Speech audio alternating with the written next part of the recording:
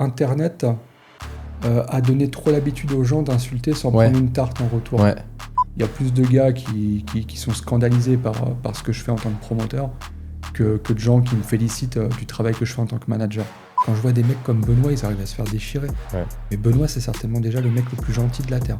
C'est un colonel, c'est un commandant. C'est un mec super qu'on vient de jeter au chien comme ça parce qu'il sort de 2 défaites. J'ai découvert qui se cache derrière. C'est des gens qui sont censés être mes amis. Ah ouais. Ah, c'est gros là ce que tu dis là.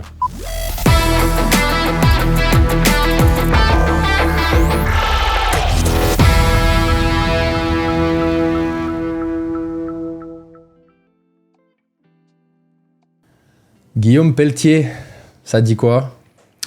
Ça dit qu'on est venu en camp d'entraînement à Dubaï pour préparer des petits jeunes, pour les sélectionner. Et c'était le moment parfait pour se rencontrer. Ouais. Donc voilà, nous voilà ici maintenant et c'est parti pour quelques minutes, voire quelques heures de bonne discussion. Quelques heures, donne-moi 2 heures. Et merci beaucoup pour l'invitation. Non, merci à toi pour ta présence parce que je sais que t'es très pris. Mm-hmm.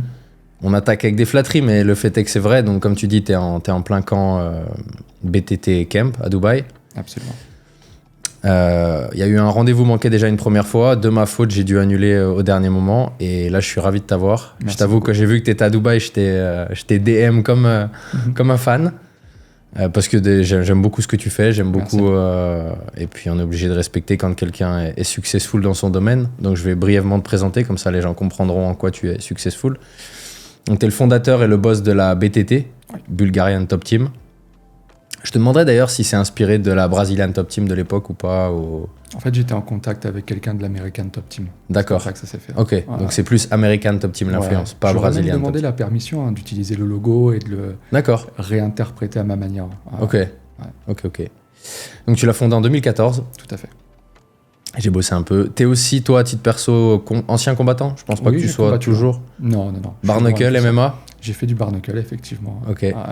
Et du MMA ou que du barnacle ? J'ai fait du MMA. J'ai pas eu beaucoup de succès en MMA. Ok. Pour être très honnête. Ouais, après. Ok. T'as une agence qui est prolifique quand même. Je crois qu'en 2023, t'étais à un peu moins de 100 combats de combattants sur l'année. Et je crois que t'es à 100 ou un peu plus en 2024. Exactement. En fait, on a vraiment une statistique qui est impressionnante. 2023, 96 combats sur l'année. Donc sur une 50aine de semaines. Donc 2 combattants à la semaine qui combattent. Ah ouais, quand tu remets ça à la semaine, ça parle. Ouais, c'est impressionnant. Et là, 2024, on a fait exactement 100 combats. D'accord. Voilà. Après, c'est aussi parce que je suis plus tout seul maintenant. Je pense qu'on va développer après. Ouais, bien sûr. Mais ouais, effectivement, c'est devenu une réelle agence avec pas mal d'employés et ça fonctionne bien.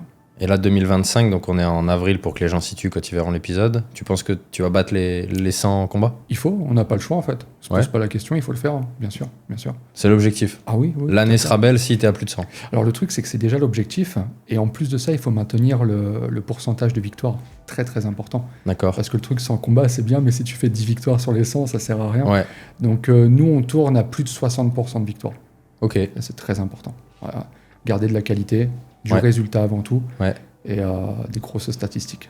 Et rester les numéros 1. Après, du coup, une question que je me pose là, comme ça, de but en blanc, est-ce que ça vaudrait pas mieux peut-être d'avoir que 70 combats sur l'année ou 80 avec, je sais pas moi, 10 main events UFC plutôt que 100 et, je sais pas, 2 main events UFC par exemple Est-ce que c'est pas une autre manière de juger le travail d'une agence comme la tienne ? Alors bien sûr, mais du coup, on prépare cela.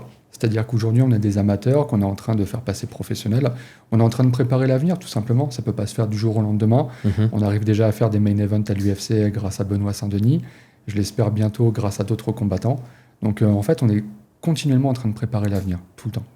D'accord. Ouais, parce que donc, du coup, si on cite un peu tes noms, donc tu as BSD, Benoît Saint-Denis, qui est à l'UFC. Tu as Oumar Sy, qui est également à l'UFC. Morgan Charrière, toujours. Tout à fait. Amin Ayoub, qui n'est pas à l'UFC, mais qui est chez toi. Ok. T'as Ruskov aussi. Ruskov, oui, tout à fait. Ok. Si tu veux en citer d'autres que tu veux mettre en lumière, qui sont un peu les têtes d'affiche. On a Nora Cornell qui a gagné la semaine dernière à l'UFC. On a Ilyes Giroun et plein de combattants qui vont arriver dans les prochaines années que le grand public ne connaît pas encore. Mais comme je te le disais, clairement, on est en train de préparer les années à venir, parce que finalement, en fait, c'est vraiment ça l'intérêt. C'est de pas avoir cassé les stats sur une année et de disparaître les années d'après. Donc il y a un véritable travail de l'ombre qui est fait au quotidien, la partie que les gens ne voient pas et qui est révélée au fur et à mesure du temps. Et c'est ce qu'on est en train de faire en ce moment. Alors, la part travail de l'ombre, je vais y venir juste après. Je voulais juste qu'on revienne un peu sur ton camp à Dubaï, parce que moi, ça m'intéresse. Moi, mon travail de base, c'est préparateur physique, c'est pas journaliste ou chose comme ça. Donc, l'idée de cette semaine, c'est vraiment pour détecter des talents, c'est ça ? C'est tout à fait ça. C'est exactement, comme je t'ai dit, on prépare le futur. Okay. Donc, ce sont des jeunes, pour la plupart, qui n'ont jamais combattu, mais qui viennent pour tenter leur chance. C'est-à-dire que nous, on leur donne l'opportunité de révéler leurs talents aux yeux de personnes du métier qui connaissent. C'est un petit peu genre les modèles Star Academy et compagnie, finalement. Ouais. Donc on leur donne l'opportunité de le faire. Ultimate Fighter, je te coupe, mais c'est ça. Tout à fait. Okay. On a 2 capitaines, les combats le dernier jour. Donc on est clairement calqué sur le modèle de l'Ultimate Fighter, c'est tout à fait ça. Et tous les ans, on arrive à sortir des noms qui sont très intéressants. On a sorti Alexandra Tekena, qui est aujourd'hui une grosse figure de Ares. On a sorti Brandon Brachet, qui est aujourd'hui un combattant majeur d'Hexagone. D'accord. On a sorti Hugo Guillon, qui va combattre le mois prochain à Ares. Donc, vraiment, c'est ça le succès de la BTT, c'est qu'on fait beaucoup de projets, et force est de constater que les projets prennent. On est à notre 8e saison de l'Ultimate Fighter, donc du camp de la BTT. Ah, la 8e saison. Tout à fait. Ah ouais. Non, ça fonctionne bien, et ça fonctionne tellement bien qu'on se renouvelle tout le temps, et je suis obligé de te dire que ce sera le dernier camp, justement, de détection d'amateurs à l'étranger. Okay. Là, on passe encore dans une autre dimension. Ça, c'est une exclue que je te dis. Ah bah magnifique, vas-y. La BTT va avoir ses propres salles d'entraînement en France. Donc maintenant, on va créer des locaux. Ouais, tout à fait. On va créer des gyms. Donc c'est-à-dire que maintenant, on fera des gyms. T'as dit, t'as pas dit un gym, hein ? Tout à fait, des gyms. Et du coup, on va faire les détections maintenant chez nous. Waouh. Tu peux nous en dire plus encore sur les localisations, etc. Alors là, on est sur un gros projet sur Lyon. Une des plus grosses salles jamais faites en France. D'accord. Ce sera la plus grosse salle de Lyon. On est en collaboration avec une salle en air. Nous, en fait, on aura la gestion de l'espace fight de cette salle, qui va être absolument incroyable. Ce sera une salle dans laquelle il y aura un octogone surélevé en plein milieu. Donc en plus de ça, on va pouvoir créer et organiser des événements à l'intérieur. Vraiment un truc de fou. On est sur un projet de la même envergure sur Paris. Donc, aujourd'hui, clairement, on a une vision... Ah ouais, donc vous faites même pas les petites villes, quoi. Ouais, on a toujours une vision long terme, moyen terme. Là, on a une vision super... Enfin, tu vois, très long terme. Ouais. On vise maintenant très, très loin. Donc ça, j'imagine, ça engendre des investissements et beaucoup de choses, quoi. Tout à fait. Aujourd'hui, ce qui nous a beaucoup aidé, je vais peut-être un petit peu trop vite, mais la BTT a été rachetée en partie par un fonds d'investissement, Trail Capital. Et clairement, cette collaboration, c'est un cocktail explosif. On a, nous, d'un côté, le savoir, les finances. Le mélange des deux, clairement, ça amène de jolis projets. C'est ce sur quoi on travaille. Ça, on y viendra après. C'est une succursale d'Ares, non ? Je crois qu'il y a... En fait, comment dirais-je, le fonds a racheté Ares. D'accord. A racheté le Management Factory. A racheté le MMA Factory. Et maintenant, en partie, la BTT. C'est un espèce de gros Kirby qui a tout aspiré, quoi. Ouais, maintenant, ça va devenir une centrale nucléaire qui va surdominer le MMA en Europe. Ah, en Europe, carrément. Ouais. C'est l'objectif, clairement. Superbe. Donc là, c'était aujourd'hui le dernier jour, les mecs se sont mis sur la gueule toute la journée ? En fait, on l'a fait hier. D'accord. On l'a fait hier exceptionnellement. La salle avec laquelle on travaille aujourd'hui, quelqu'un avait privatisé. Je connaissais pas les règles de Dubaï. Il y a un mec qui est arrivé super riche, qui a posé un billet, qui a privatisé la salle pour dimanche. Mais ça te choque pas parce que dans un podcast que j'ai écouté avec toi, tu disais que la Bulgarie fonctionnait un petit peu comme ça et que quand tu avais des connexions et les moyens, tu pouvais dire ok, j'ai besoin de ça, donnez-moi ça, je donne un billet. Tu vois là, bizarrement, j'ai retrouvé un peu les codes de la Bulgarie. Mais étant donné qu'ici, c'est vachement plus développé, c'est étrange de voir que les deux pays, sur certains points, fonctionnent de la même manière. D'accord. En fait, à la fin, tu te rends compte que l'oseille, c'est ce qui domine tout, finalement, quoi. Donc là, il y a un mec qui a posé un vrai billet, et en gros, ça nous a foutu dehors pour dimanche. Donc on a fait les combats hier. C'était très intéressant. C'était très, très bien. Et donc, il y a un gars qui a remporté son ticket professionnel, là, c'est ça ? Malheureusement, non. Merde, pourquoi ? C'est la première année où on signe personne. Parce que personne n'est au niveau, d'après toi ? Parce que les gamins, je dis les gamins, c'est affectueux, sur lesquels on avait des yeux, n'ont pas performé comme on les attendait lors des combats, malheureusement. D'accord. Donc ils ne sont pas prêts. Et d'après toi, c'est quoi la pression ? Vous avez misé sur les mauvais chevaux ? Non, je pense pas. Je pense que clairement, ce sont ceux qui ont le plus gros potentiel, mais la pression des combats, ça n'est pas passé. C'est pour ça que je te disais, encore une fois, on se doit de maintenir un certain seuil de qualité, et on ne peut pas signer parce qu'il faut signer. Donc tu vois, là, bizarrement, cette année, on a décidé, on ne signe pas. Du coup, grosse déception, j'imagine, non ? Enfin, un peu promesse non tenue aussi de votre côté, non ? De ne pas signer quelqu'un ? Comment ça se passe ? Ça peut être considéré comme ça. Moi, comme je te dis, je le considère plus comme le maintien d'un certain niveau de qualité. D'accord. Les stagiaires sont bons, hein. Les jeunes sont bons, mais ne sont pas prêts. Donc par conséquent, on ne peut pas les mettre dans le grand bain tout de suite. Donc on va les surveiller, on va les suivre de très près, tu vois, pour les prochains mois, les prochaines années. Mais aujourd'hui, clairement, on ne peut pas se permettre de les signer et de les faire combattre. C'est trop tôt, beaucoup trop tôt. Ce qui peut s'entendre, parce qu'au final, on parle d'intégrité physique et de... Enfin, c'est pas du foot, c'est pas du basket, quoi. J'étais très mal à l'aise pour la première fois lors d'un camp hier. On a une jeune fille qui a pris un TKO. Ok. Ouais. Faut dire qu'on est un peu rude, hein. On fait les combats de détection en gants taille 4. Ok. Professionnels. Sans protec? Pas de protège tibia? Ils veulent passer pro, les jeunes. Ouais. Donc on se doit de les tester dans les conditions professionnelles. Ça peut sembler un peu archaïque, un peu dur, mais le MMA, c'est dur. Ouais, le MMA est dur, le MMA est cruel. C'est un sport. Tu sais, on l'oublie parce qu'en fait, c'est vachement fun quand on les regarde à la télé. Mais les mecs se tapent dessus. Hein. Faut pas oublier. Hein. Donc, c'est vrai que le package, entre guillemets, sexy d'orgas comme l'UFC, etc., aurait tendance à enlever un petit peu l'aspect violence et brutalité l'essence même de ce dont on parle, quoi. Ouais, mais ça reste quelque chose... Tu sais, on peut pas faire comme si ça n'existait pas. Même moi qui suis un professionnel du MMA, je peux pas arriver demain, te regarder dans les yeux et dire non, on a un sport similaire au football, etc. Non, clairement, l'objectif chez nous, c'est de mettre KO l'adversaire. Ça, faut pas oublier la base, en fait, l'essence même. Hein. Donc on se doit de travailler avec des gens qui sont prêts. C'est aussi pour ça on parle toujours des champions de salle, par exemple, des mecs qui sont très forts.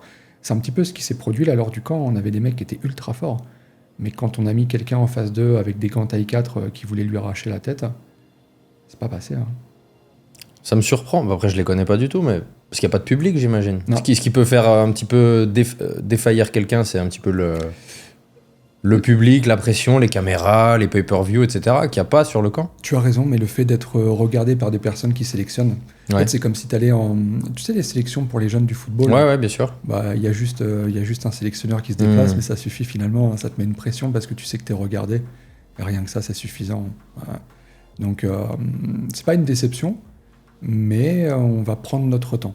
C'est aussi pour ça que vraiment, encore une fois, notre agence, elle se démarque. Nous, on fait pas de chiffres. Là, les chiffres sont excellents, mais parce qu'on a fait de la qualité, tu as vu, c'est la qualité qui nous amène à ces chiffres-là.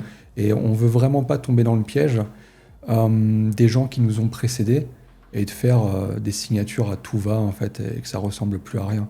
Non, aujourd'hui, en fait, on veut maintenir un truc, c'est que quand les gens combattent contre un mec de la BTT, ils savent que c'est du sérieux. C'est chaud. Ouais, ça se tient. Ça me fait délirer, moi, quand un matchmaker me dit l'adversaire, il a demandé par qui est managé le combattant, je peux lui dire ou pas? Je dis, oh, vas-y, dis-le. En fait, les gars demandent. Okay. Il a la BTT, lui? Oh putain, chier. Ouais. Ça, c'est bien. Ouais, c'est un gage de qualité. Ouais. Et ça, on doit le maintenir. C'est très important. Alors, recentrons un peu sur toi. Donc, toi, à titre perso, tu as 120 000 abonnés sur Instagram. Et c'est ce que tu m'as dit tout à l'heure sur le travail de l'ombre. En fait, je me demande, mais après, t'es très... t'as une verbe, t'as un parler, t'as un phrasé qui est vraiment intéressant, surtout dans les médias et tout, qui, à mon avis, explique aussi ta popularité. Et ma question, c'est comment ça se fait qu'un homme de l'ombre comme toi est aussi populaire, en l'occurrence, sur Instagram? Je ne connais pas les autres réseaux, je sais pas si t'as TikTok, si t'as d'autres réseaux comme ça. TikTok, c'est uniquement familial. Parce que finalement, t'es plus populaire que pas mal de tes fighters. C'est vrai. Pour être honnête avec toi, je l'ai travaillé ça. En fait, j'ai compris... Tu sais, j'ai pris exemple sur mon prédécesseur, Fernand Lopez. J'ai jamais honte de le citer par rapport à ça. C'est quelqu'un qui était très fort en communication. Et en fait, j'ai compris que le combattant doit être représenté par quelqu'un qui représente un peu l'autorité. Tu sais, genre un mec, on est rassuré quand on est avec lui. Et j'ai un papa, quoi. C'est ça. Il fallait que... Alors, je le suis dans le domaine de l'intime avec eux, mais j'ai compris qu'il fallait que je développe mon image. En fait, je me suis inscrit sur Instagram super tard. Je crois que j'ai Insta depuis 5 ans. Okay. Je ne suis pas sur Twitter. Pourtant, c'est une plateforme quasiment indispensable pour les professionnels. Mais j'essaye pas de devenir une superstar, mais j'essaye, à travers ma communication, de montrer mon travail. Tu sais, de démocratiser ma profession. C'est aussi pour ça que je fais des formations, etc. Apprendre aux gens, montrer ce que je fais, moi, ça me plaît. J'aime le faire, j'aime enseigner, j'aime montrer vraiment quel est mon quotidien, etc. Et en plus de ça, vraiment, ce qui m'a fait gagner du follower, c'est le travail avec les influenceurs, on va pas se mentir. Ouais, on y vient juste après à ça. On récupère du bon et du mauvais. Ouais. En fait, les gens qui te suivent, j'ai compris ça ces derniers mois, sont pas forcément des gens qui te veulent du bien. C'est des gens qui viennent voir ce que tu fais. Donc le chiffre, c'est bien. 120 000, c'est cool. Mais en vrai, ça veut pas dire que j'ai 120 000 potos, quoi. Oui, non, puis ça reflète pas forcément le taux d'engagement dans les stories, etc. Toutes ces choses-là. Mais quand même, c'est pour un manager, puisqu'entre guillemets, tu fais la promotion de mecs qui vont se taper, mais tu ne te tapes pas, quoi. Bien que j'ai vu que t'aimais te la donner quand même. Ouais, j'aime ça. J'ai vu que tu tournais notamment avec les jeunes, là. Il faut. Ouais. Je pense que c'est important. Dis-moi ce que tu en penses. Je pense que c'est important de montrer aux jeunes que je suis là. Ouais. De montrer aux jeunes que je sais le faire. Ouais. Et donc, je sais le juger. Je pense que c'est important. C'est vrai que et en fait, tu vois, je me suis posé la question toute la semaine, parce que j'ai cogité sur toi. Tu me dis si je me trompe, mais je sais que Ali Abdelaziz, c'est un concurrent, finalement. C'est un manager. Ouais. Et je sais que lui, c'est un ancien judoka de haut niveau, je crois. Ouais. Et il tourne beaucoup avec tous les gars de son crew. C'est ça. Donc je me suis dit que c'était une similitude de plus que vous aviez, mis à part le succès. Et effectivement, ça me choque pas. Je me suis dit, est-ce que ça me choque ? Il y a un moment donné où, spontanément, je me suis dit, pourquoi il tape sur ces mecs, en gros, tu vois ? Et après, effectivement... Enfin, moi, je fais le parallèle avec la muscu. C'est vrai que quand t'es préparateur dans une équipe de rugby, par exemple, les gars, s'ils voient que tu fais 41 kilos, ils vont se dire, pourquoi il ramène sa gueule sur mon développé couché, par exemple ? Mais quand le mec, tu lui montres... et que tu pousses plus que lui. Alors plus, ouais, je sais pas, mais en tout cas, quand il voit que tu sais de quoi tu parles. Et c'est vrai qu'effectivement, toi qui, je pense, des fois est amené à donner ton avis sur pourquoi je vais pas te signer ou pourquoi on va pas t'emmener là parce que t'as pas le niveau, du coup, t'es légitime de dire, ouais, mais regarde, ton anglaise, elle est dégueulasse, regarde ton jab, tu sais pas le placer. Et effectivement, quand tu sais boxer, je pense que les mecs vont t'accorder ce crédit. C'est pour ça que tu le fais, je pense. Ouais, pour moi, c'est indispensable de montrer que je connais mon domaine de compétences, que je sais faire. Et tu sais, mine de rien, le fait de se taper, entre guillemets, avec quelqu'un, je me suis tapé sévère avec Ilyes Giroud, un de mes combattants. Ok. Oh, il m'a lavé, tu vois. Ouais. Mais ça crée, mine de rien, des affinités. Ouais, bien sûr. T'as vu, c'est étrange à expliquer. De se mettre des coups dans la gueule tout de suite, C'est bizarre. T'as vu, le mec qui connaît pas va dire, mais qu'est-ce qu'il est en train de me raconter ? Non, ça c'est sûr. Tu comprends ? Ouais, bien sûr, je comprends ça. Tu crées un truc parce que il t'a fallu du courage pour y aller. Donc t'es obligé de respecter le fait que lui aussi soit venu. Et il y a une étincelle, il y a un truc qui se crée entre les deux. Alors, je vais faire le parallèle, il est pas du tout bon, mais avec le rapport sexuel, mais c'est un stade intime en fait de se taper avec quelqu'un. Ouais. Et qui plus est, de tourner en grappe, en JJB, où tu te roules par terre, il y a du contact. C'est comme les bagarres en rugby, derrière les mecs se serrent la main, on le sait. C'est ça. Parce que t'as brisé la glace finalement. Exactement. Un petit peu. Exactement. C'est vrai que ça se tient, ça. Donc il y en a qui te dérouillent quand même des fois. Est-ce que t'as déjà tourné avec BSD ? Ouais. Et ça fait mal ? BSD, il est intelligent quand il tourne, très intelligent. Okay. Mais en fait, il est concentré. Lui, c'est-à-dire que lui, il fait pas attention s'il tourne contre toi ou contre un autre. Lui, il travaille pour lui. C'est un robot, en fait. C'est un robot. Ouais. Mais il tourne intelligemment. Mais c'est pas celui qui t'a le plus massacré, quoi. Non. Non, j'ai des mecs qui sont méchants. Ouais. J'ai des mecs qui sont vraiment méchants. C'est vrai. Peut-être intentionnellement de se dire c'est le boss, je vais lui mettre une branlée. Bah tu sais quoi, j'en parlais avec un de mes gars. J'ai un autre manager qui s'est déplacé, Steven, sur le camp. Okay. Et on en parlait. Je pense que d'un côté, c'est cool, mais de l'autre côté, ça crée aussi une tension pour le combattant quand il tourne avec son manager. En mode, il est obligé de le dominer. T'imagines s'il me domine pas, c'est chaud quand même. Ça la fout mal, c'est vrai. Ouais. C'est vrai, ça la fout mal. Ok, ça se tient. Non, c'est cool, c'est cool. Bon, au-delà de ça, j'ai l'impression que t'es un mec qui a pas sa langue dans sa poche non plus. Hein. CF 2-3 interviews. J'ai noté 2-3. Bon, ça, c'est pour revenir sur le truc d'influenceur de quand tu t'exposes, t'es dans les sauces.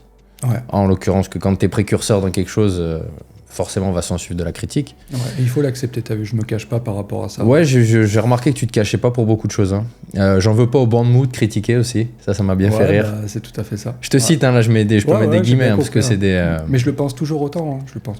Ouais. Ouais, il y a beaucoup de mecs, des bancs de mots, c'est ça. C'est-à-dire qu'il y a beaucoup de gars qui n'ont pas beaucoup d'accomplissements dans leur vie et qui veulent t'expliquer comment tu dois faire la tienne. Ça, c'est terrible. Dans ton domaine de compétences, le mec arrive et te dit tiens, toi, Vincent, là, regarde ta prépa physique, j'ai regardé, c'est de la merde. Ok, quel est ton cursus, ton parcours ? PlayStation. J'ai fini GTA 5 6 fois. C'est hardcore. En mode difficile. C'est un truc de fou. Ouais. Mais on est dans un monde, et je le découvre maintenant avec le truc d'influenceur, justement. En fait, ça, faut l'accepter. J'ai eu du mal. C'est moi, je vis dans un pays, je suis retranché. Bon, voilà, on a des points en commun. Ouais, on a des similitudes. Voilà. Et c'était très dur au début. Mais j'ai appris à l'accepter avec le temps. tu seras critiqué quoi qu'il arrive. De toute façon, que tu fasses le bien ou le mal. Tu sais, on a un caméraman aussi qui est avec nous, qui travaille en collaboration avec Bakary Samaké, qui a fait une presta de ouf ce week-end. Ouais, j'ai vu qu'il a gagné par KO. Il se fait déboîter dans les commentaires. Parce qu'il paraît Bakary, ah oui, j'ai vu, parce qu'il a pris un plombier, quand est-ce qu'il prend quelqu'un, et... ouais, j'ai regardé les commentaires. Quoi que tu fasses, il faut l'accepter. Ça fait partie du jeu. C'est pour ça, en fait, j'ai arrêté de faire la pleurnicheuse, en fait.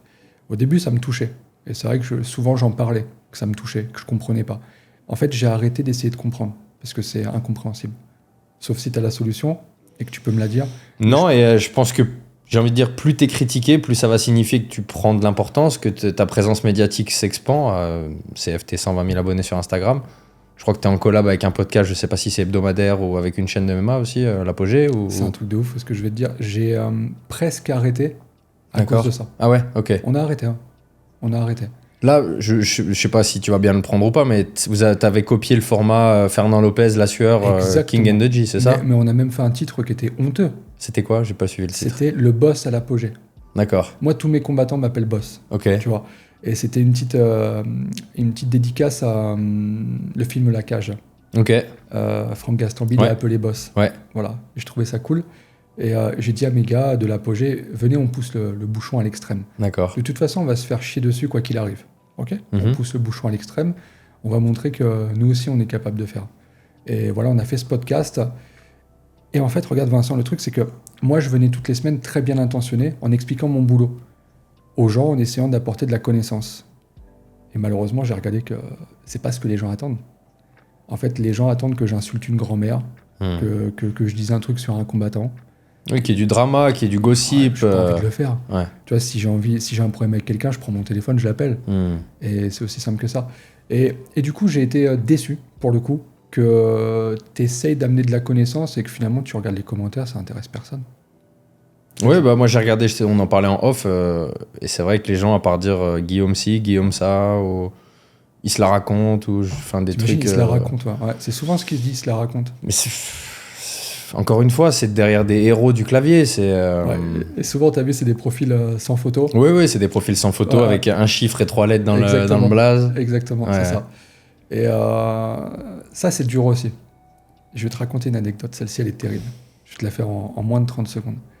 Il y a une page Insta qui a été créée il y a quelques mois, anonyme. Alors, il y a Maître Fumier, si tu as entendu parler. Bien sûr, voilà. Bien sûr. Il y a une page qui s'est créée pour contrer Maître Fumier, qui s'appelle Maître Flutier. D'accord. J'ai découvert qui se cache derrière. C'est des gens qui sont censés être mes amis. Voilà. Non. On vit dans ce monde maintenant. Attends, et donc ces gens-là, via cette page, te tapent dessus? Ouais. Ils font des photomontages. En fait, je t'explique, je vais essayer d'être plus clair. Le gars qui gère la page, c'est un gars qui fait du montage photo. Ok. Mais il le fait pour un autre podcast qui marche très très très très bien. Que tu veux pas citer? Ils se reconnaîtront. D'accord. Et donc ces gens-là sont dans la boucle avec lui. Et de toute façon, enfin, j'ai fait aussi le rapprochement parce qu'il connaissait trop de choses du domaine de l'intime, sur ma vie, etc. C'est un moment où je me suis confié. Et donc j'ai découvert qui était derrière. Et comme je te dis, tu remarqueras, c'est des gens qui font un grand podcast, qui marche très bien. Aujourd'hui, ils sont pas nombreux, hein, c'est soit La Sueur, soit Gong. Ouais. Voilà. Ok, donc c'est un des deux. Ouais. C'est une dinguerie. Hein. Quand tu découvres ça... Donc c'est une trahison pour toi à titre perso, puisque tu me dis que c'est quelqu'un de ton entourage. Des personnes de mon entourage. Des personnes de ton entourage. Des personnes que j'ai aidées. Ok. Qui avaient des soucis d'ordre financier ou d'autres soucis. D'accord. Que j'ai aidées. Et en fait, si tu veux, tu m'as dit quoi? Ça m'a déçu. Ah, je me suis senti trahi. Non, je me suis pas senti trahi. J'ai presque vu ça comme une bénédiction finalement. Ça m'a permis de comprendre tous ces faux profils en fait qui sont créés. En fait, tu vois, tu as des gens qui n'ont pas le courage de dire les choses et qui doivent passer derrière des faux profils. Une fois que tu as compris ça, tu arrives vachement à te détacher sur tout ça. Ouais. Ce sont ce qu'on appelle des sans-couilles. Tu vois, c'est ce qu'on se disait au début, malheureusement. Tu vois? Ouais, je savais pas ça. Hein. Non, mais c'est hardcore. C'est qu'aujourd'hui, 2025, c'est un tournant, je pense, dans l'humanité. Où aujourd'hui, en fait, on n'a plus le courage d'appeler quelqu'un et de lui dire les choses. On va faire passer le message autrement. C'est un truc de fou, non? Les réseaux ont donné... Il y a des proverbes comme ça, il y a des gens qui avaient... Oui, qui ont donné la parole à des gens qui devraient pas la prendre, en fait, qui devraient juste fermer leur gueule. Ouais. Et... Je sais pas si c'était pas Mike Tyson qui avait dit ça. Mike Tyson avait dit que Internet à donner trop l'habitude aux gens d'insulter sans prendre une tarte en retour. Ouais. Et c'est très vrai. C'est vrai du coup. C'est très vrai. Parce que en l'occurrence, la majorité des gens, s'ils te croisaient là dans le couloir, il n'y a pas de galère, quoi. C'est frérot, on fait un selfie à la rigueur. Ouais. Donc là, t'as vu, on est en train de faire un podcast ensemble. Ouais. Là, c'est comme si je rentre chez moi après le podcast, je crée un faux profil et je te déboîte.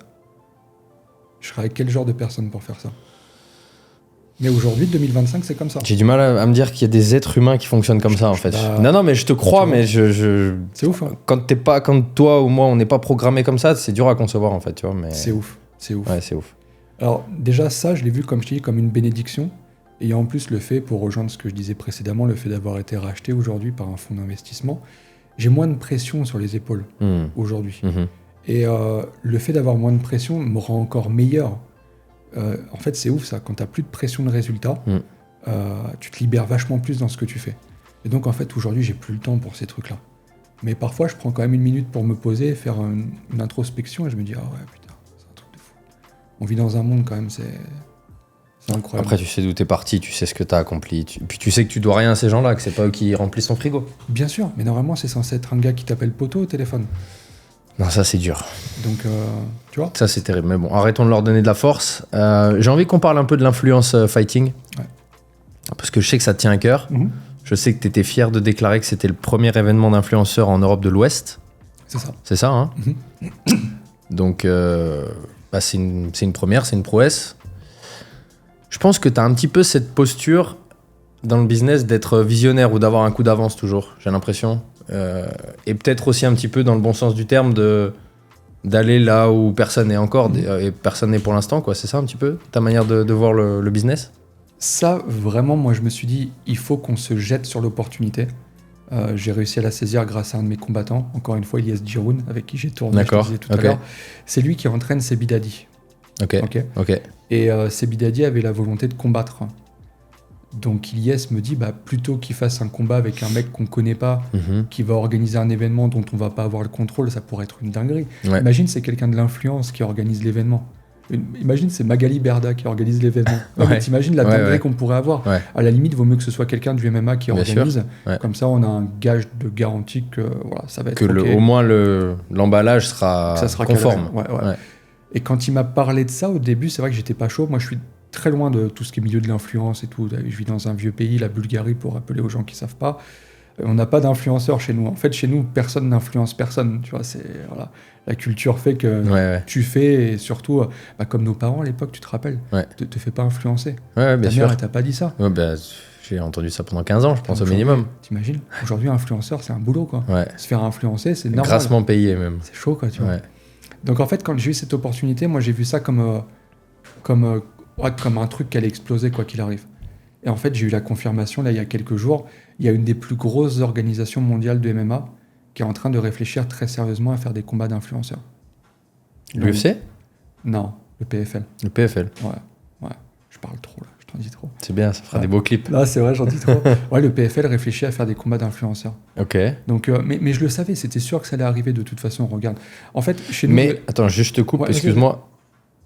J'ai envie alors je me fais l'avocat du diable, mais vous n'êtes pas réellement précurseur dans la mesure où il y a déjà aux États-Unis les combats d'anglaises avec les frères Paul. En Europe de l'Ouest, on l'est. Et c'est justement la phrase que j'allais te sortir. Regarde, nous, dans notre travail, il suffit juste de regarder ce qui se passe aux États-Unis. En fait, on a 10 ans de retard. Les frères Paul, ça a pété. Faut qu'il y ait quelqu'un qui le fasse en France ou dans un pays francophone. Et c'est ce qu'on a fait. J'étais sûr que ça allait péter. Et c'est un truc de fou, quoi. Il y a trop de... Autour des influenceurs, il y a trop de... Qu'est-ce qu'on pourrait dire ? De sentiments partagés. Il y a de l'amour et de la haine. Mais en tout cas, il y a de la réaction. Polarisant. C'est un truc de fou. Et du coup, ça génère de l'oseille. En fait, le clic, le commentaire, génère de l'argent. C'est-à-dire que le mec qui répète tout le temps « Guillaume, c'est une honte de le voir, de voir sa tête dans des trucs comme ça », chaque commentaire qu'il met génère de l'oseille. Donc je le bloque pas, du coup. Ok. Parce que comment vous avez monétisé l'événement du coup avec du pay-per-view ? Pay-per-view, le ticketing, l'entrée et le sponsoring. C'était dans une salle de quelle taille ? On a fait une toute petite salle, 1000 personnes. C'était un essai, c'était un test, c'est ce qu'on voulait faire. Parce que sur le premier événement du 26 octobre dernier, on n'avait qu'un combat d'influenceurs. Donc on prenait un très gros risque. Là par contre j'ai vraiment stressé. Si un des deux n'avait pas été au bout du projet, un des deux influenceurs, là par contre j'aurais été très critiqué à juste titre, parce que les gens viennent pour voir un truc qu'ils vont pas obtenir. Là j'aurais compris. Mais du coup on a préféré réduire les risques, réduire les coûts par conséquent. Parce que ce que les gens oublient, c'est qu'en tant que promoteur, c'est toi qui sors l'argent. Hein. Si tu floppes, t'es à perte. Et là, t'étais promoteur sur l'événement. Tout à fait. D'accord. C'est moi qui suis le promoteur de l'Influence Fight Club. Donc c'est un très gros risque. C'est un risque qu'on a pris. On avait 1000 places assises. On a fait 130% de remplissage. On a fait rentrer jusqu'à ce que vraiment la Sécu est venue nous voir. C'était ingérable. Okay. Donc on a fait 1300 personnes. Et surtout, la stat qui est impressionnante, on a battu le PFL en termes de pay-per-view sur le combat Ngannou-Ferreira. Oh wow. C'est hardcore. Enfin, c'est là où tu vois, il y a beaucoup de critiques autour des influenceurs. En fait, les gens détestent. Mais veulent voir. Mais achètent.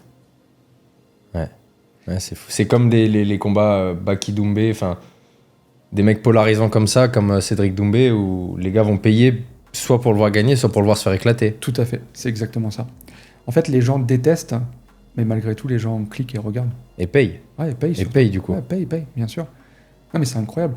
Il faudrait regarder sur Internet, je crois que ça a été environ 10 000 ventes du PFL en pay-per-view. Ouais. On en a fait 33 ou 34. 1000. Ouais. Fois combien d'euros ? C'était à 4,90. Ah ouais.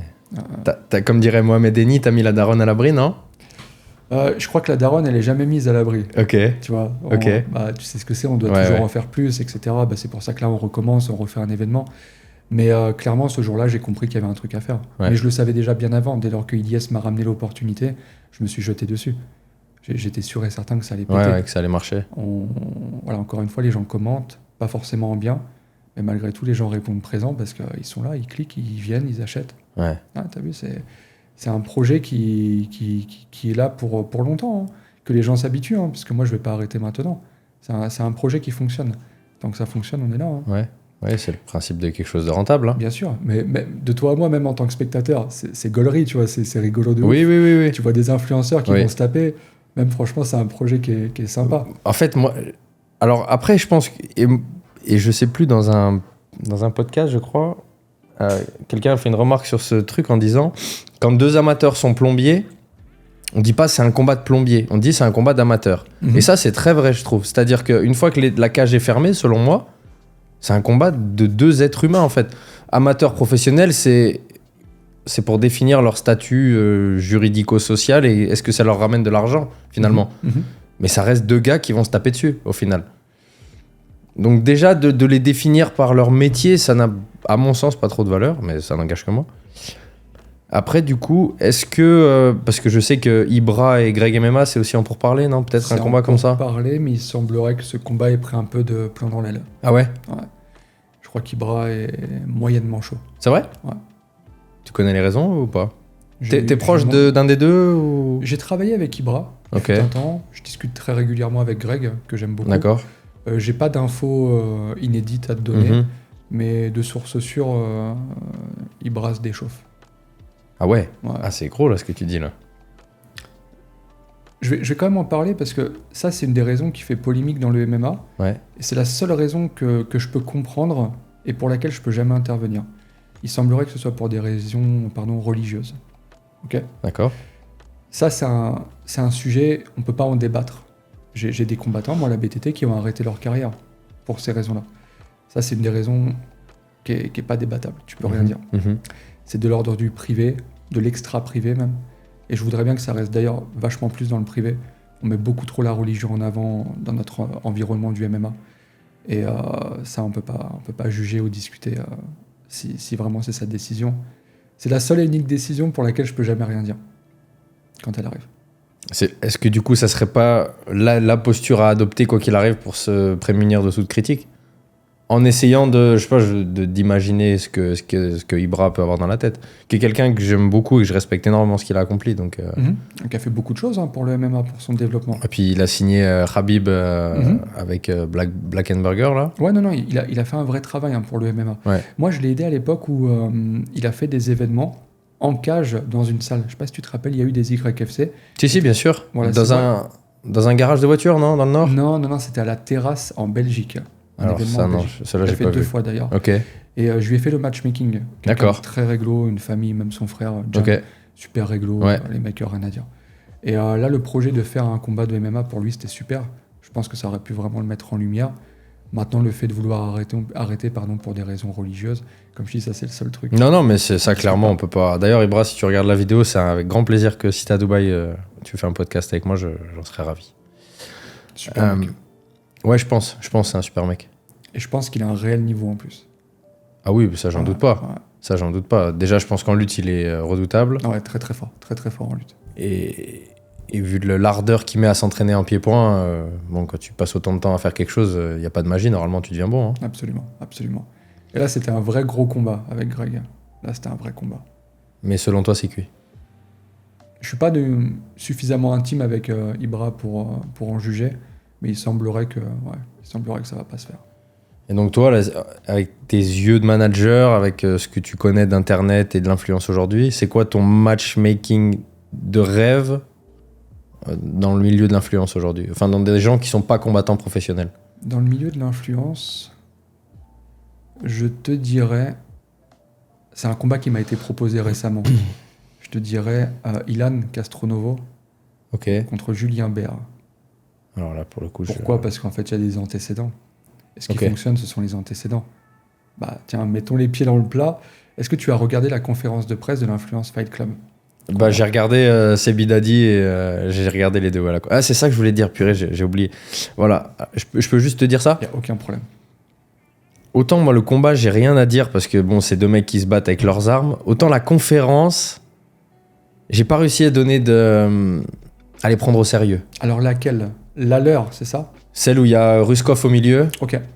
Et où Ilan, il l'invective quand même. Et après, où Sebi Dadi lui dit viens, on prend les gants en taille 4, soit pas une bip, entre guillemets. Eh bah, tu sais que rien n'a été... Ça c'était scripté ou pas ? Absolument pas. Non ? C'est ça qui est incroyable. Tout le monde pense que ça a été préparé. Ouais, moi je pensais. C'est de l'improvisation totale. Et je vais d'ailleurs te donner une exclue. On a failli perdre le combat. Ilan, en fait, a descendu les escaliers de la conférence de presse, il rentrait chez lui, il partait. Parce que quoi ? Parce que quelqu'un dans le public est parti sur un sujet qui est un sujet très dérangeant pour Ilan. Disons qu'il y a eu des rumeurs à l'époque comme quoi il aurait fait des choses qui ne doivent pas être faites. Ok. Voilà, les gens se renseigneront. Ok. Et cette personne-là, en fait, a mis le sujet sur la table. D'accord. En conférence de presse, donc. Ouais, c'était comme un bouton, en fait. Il a appuyé sur le bouton. Il s'est barré. Il a explosé. Donc non, c'était pas du tout scénarisé. Pas du tout. Mais c'est là, du coup, pour moi, je le prends comme un compliment. Si les gens pensent que c'était scénarisé... Ah bah moi, le premier, je le dis, je le pensais. C'est que c'était trop bien, alors. Ouais. C'est que c'était tellement bien qu'on pense que c'était prévu. Ouais. Sauf que pas du tout. En fait, c'est juste que, tu sais, je pense l'ADN d'un combattant professionnel comme ceux que tu côtoies, c'est des prédateurs, tu vois, dans l'espèce humaine, c'est le haut de la chaîne alimentaire, tu vois. Et ces gens-là, mais alors peut-être que c'est fondé sur rien ce que je veux dire, j'arrive pas à leur donner cette posture de prédateur. Je comprends. Parce que avant que ce soit à la mode, c'est pas des gens qui envisageaient de se battre, encore moins devant une caméra, c'est même peut-être pas des gens qui envisageaient d'aller dans un dojo pour qui pue des pieds et la transpiration pour se mettre sur la gueule. Et du coup, que soudainement, tu vois, ce soit un moyen d'être mis en lumière, ils s'inventent cette posture de Conor McGregor finalement, à balancer des chaises, des mugs et à insulter tout le monde. C'est le seul truc où je me dis, mais alors après je comprends la problématique économique d'il faut vendre le combat, il faut faire des clips, il faut faire des shorts et tout, mais voilà, j'ai du mal à prendre le trash talk de ces gars-là au sérieux. Je comprends, mais encore une fois, comme je t'ai dit, vraiment rien n'est scénarisé. C'est tellement pas scénarisé que la dernière conférence de presse, si tu l'as vu en préparation de l'Influence Fight Club 2, qu'on va faire le 3 mai, c'est parti en cacahuète complète. Ah non, j'ai pas vu. Ah, t'as pas vu ? Non. Ah, il faut que tu vois. Ouais. Ah, je savais plus où me mettre. C'est vrai ? J'étais au milieu. Ah, ça allait trop loin. Alors peut-être que j'ai vu des images, attends. Marvin qui a jeté un micro. Ah si, j'ai vu. C'est vraiment parti trop loin. À la suite de ça, on a des combattants qui se sont retirés de la carte. Ouais. Dylan Thierry. Ah bon ? Ouais. Ah, il combat plus. D'accord. Zoubir. Je connais pas. Je t'avoue, je connais très peu de noms dans les influenceurs. Mais... Zoubir, c'est un ancien flic. D'accord. Qui faisait des TikTok, tout ça. Je crois qu'il s'est fait virer à cause de ses TikTok, tu vois pas. Non. Bon, bref, à la suite de la conférence de presse, il y a eu beaucoup d'abandon parce que c'était trop hardcore. Et c'est ça le truc, c'est qu'en fait, rien n'est scénarisé. C'est que de l'improvisation totale. Et les mecs de l'influence, ils ont tous des histoires entre eux. Ils ont tous des raisons de s'en vouloir pour un truc d'antan, pour des histoires de meufs, etc. Ouais, j'imagine bien. Et moi, je suis pas dans le secret, j'allais dire le secret des dieux, ça, c'est pas des dieux. Je suis pas dans le secret des influenceurs. Et on arrive parfois à des situations qui sont imprévisibles et c'est trop. C'est trop. Tu regarderas vraiment la conférence de presse, tu me diras ce que tu en as pensé. Là, pour le coup, je m'en veux à moi. Il y a un endroit où j'ai péché. Je ne saurais pas encore te dire où, mais ça a été trop loin. Il aurait fallu que je puisse empêcher que ça aille aussi loin. Je ne sais pas encore comment. Mais à la fois, est-ce que c'est pas ce que tu veux, justement ? Parce que si c'est lisse et neutre et qu'il se passe rien, je veux du show. Il n'y a pas de clic. Là, c'est parti en insultes et tout. C'était trop. C'était trop. En fait, moi, les menaces, ça me dérange pas. Au contraire, ça fait cliquer, comme tu as dit. Les insultes, j'aimerais qu'on les voit pas, qu'on les entende pas. On a des enfants qui nous regardent. On a une responsabilité. Et là, pour le coup, c'était vraiment hardcore. Ouais, vraiment trop. Donc, tu penses que le combat va être explosif ? Le main event ? Le main event va être bon. Encore une fois, c'est un geste que je regrette. C'est Bidadi va combattre contre un mec qui lui a mis une tarte. Juste devant moi, au face-to-face. Tu l'as pas vu ? Non, ça, j'ai pas vu, mais ça... On a le droit de tricher, là ? Ouais, vas-y, tu peux me le montrer, bien sûr. Mais ça me choque pas, parce qu'on le voit en conférence de presse MMA tous les week-ends, ça. Des mecs qui essayent de starter. Faut pas que ça arrive. Oui, je comprends. Tu vois, même je me souviens d'un Canelo à une conférence qui... Enfin, tu vois, ça arrive même avec des grands fighters. Non, ça devrait pas. Il y a trop d'enfants qui regardent. Ça, vraiment, moi, je veux pas le voir. Et j'en ai beaucoup voulu au gars d'avoir fait ça. Est-ce que là, alors là, excuse-moi, mais... Je t'en prie. Je me permets. Est-ce que t'es pas en train de te mentir en disant ça ? Parce que tu sais que encore une fois, t'es dans les gens qui veulent la suprématie de j'ai les plus grosses baloches de la Terre, en fait. Du coup, ils sont chargés de testo, peut-être même certains au sens propre. Certainement. Voilà. Ouais. Et les mecs, ils ont envie de montrer qu'ils vont pas se faire marcher dessus, ni pendant la conférence, ni pendant le combat. Et moi, ça me choque pas, ces débordements d'agressivité dans les conférences. J'entends le... Tiens, regarde, ça ressemblait à ça, tiens.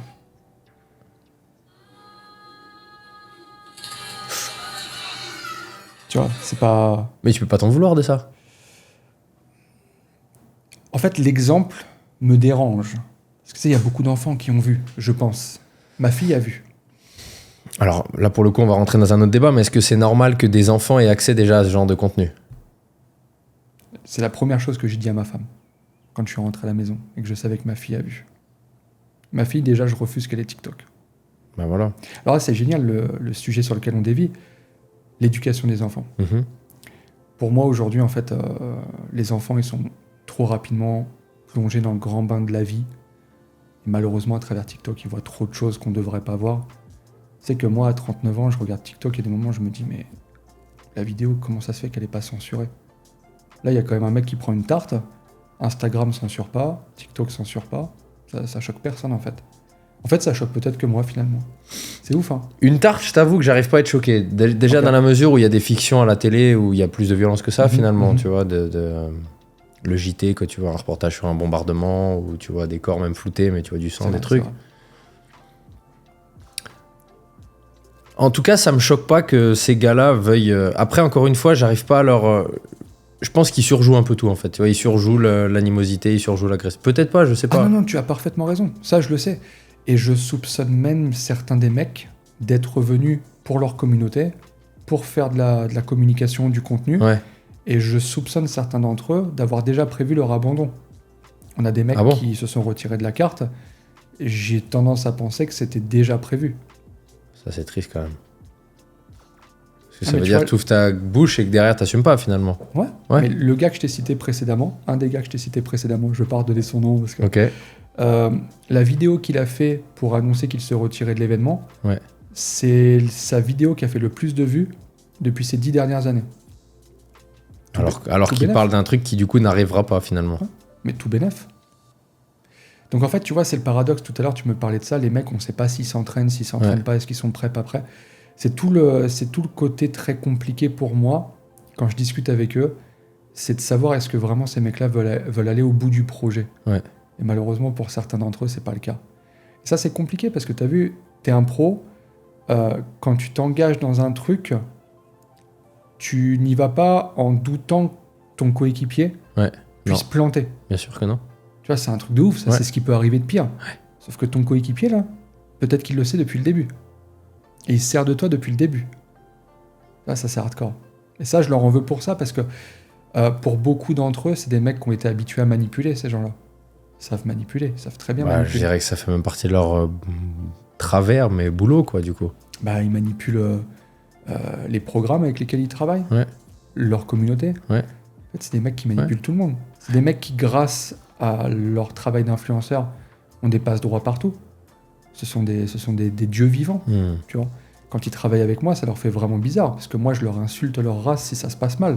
Il y en a qui me font des caprices de star, je suis obligé vraiment de les remettre à leur place, et je le vois dans la réaction, ils sont pas habitués à ça. Ces mecs-là, ils se pointent devant un restaurant, ils mangent gratuitement. En contrepartie, c'est juste, tu connais quoi. Ouais, restaurant machin, ouais, c'est trop bon les gars, venez, etc. En fait, ils ont une vie qui est vraiment différente de la nôtre. Et pour moi, c'est compliqué de comprendre comment ils fonctionnent et de pouvoir les aider là-dedans, parce que clairement, il y a un fossé qui s'est créé entre les gens de l'influence et le peuple, tu vois, qu'on représente nous.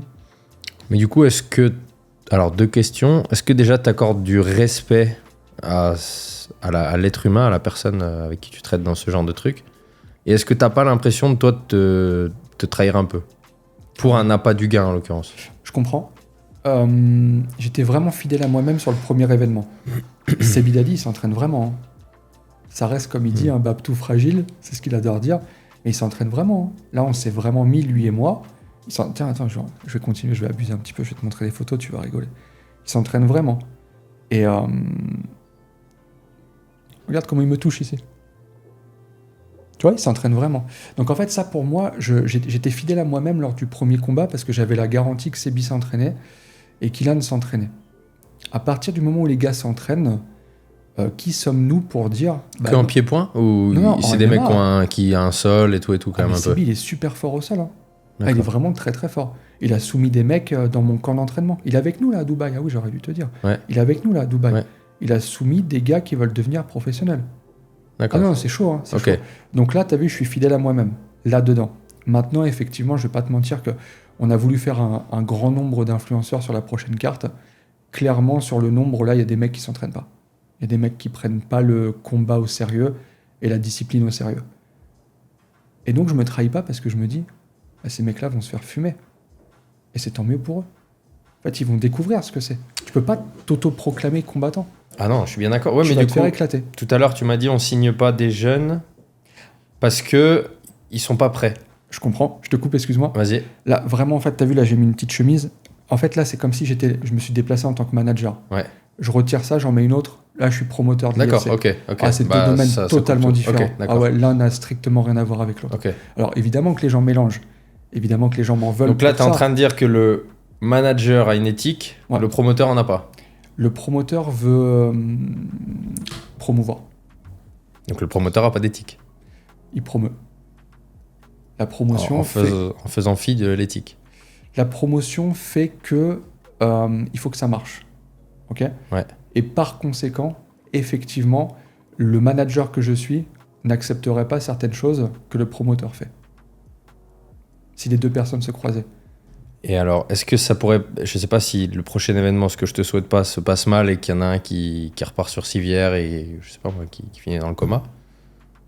Est-ce que du coup, c'est pas ta responsabilité d'avoir mis sur un ring des mecs qui, du coup, comme tu l'as dit, s'entraînent pas, du coup, avec des conditions physiques bancales, des skills inexistants et tout ce qui s'ensuit, quoi. Alors, j'ai tout fait pour faire en sorte que les niveaux soient équitables lors des combats.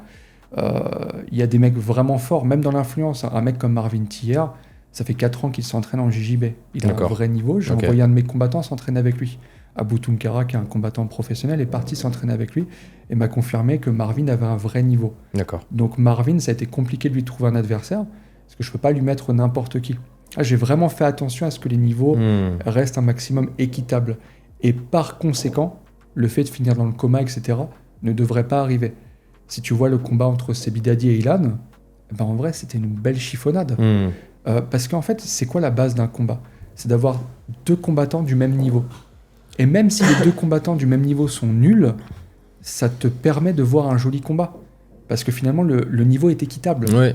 Et ça fait une belle petite guerre. Et ça a été une petite guerre quand même entre eux.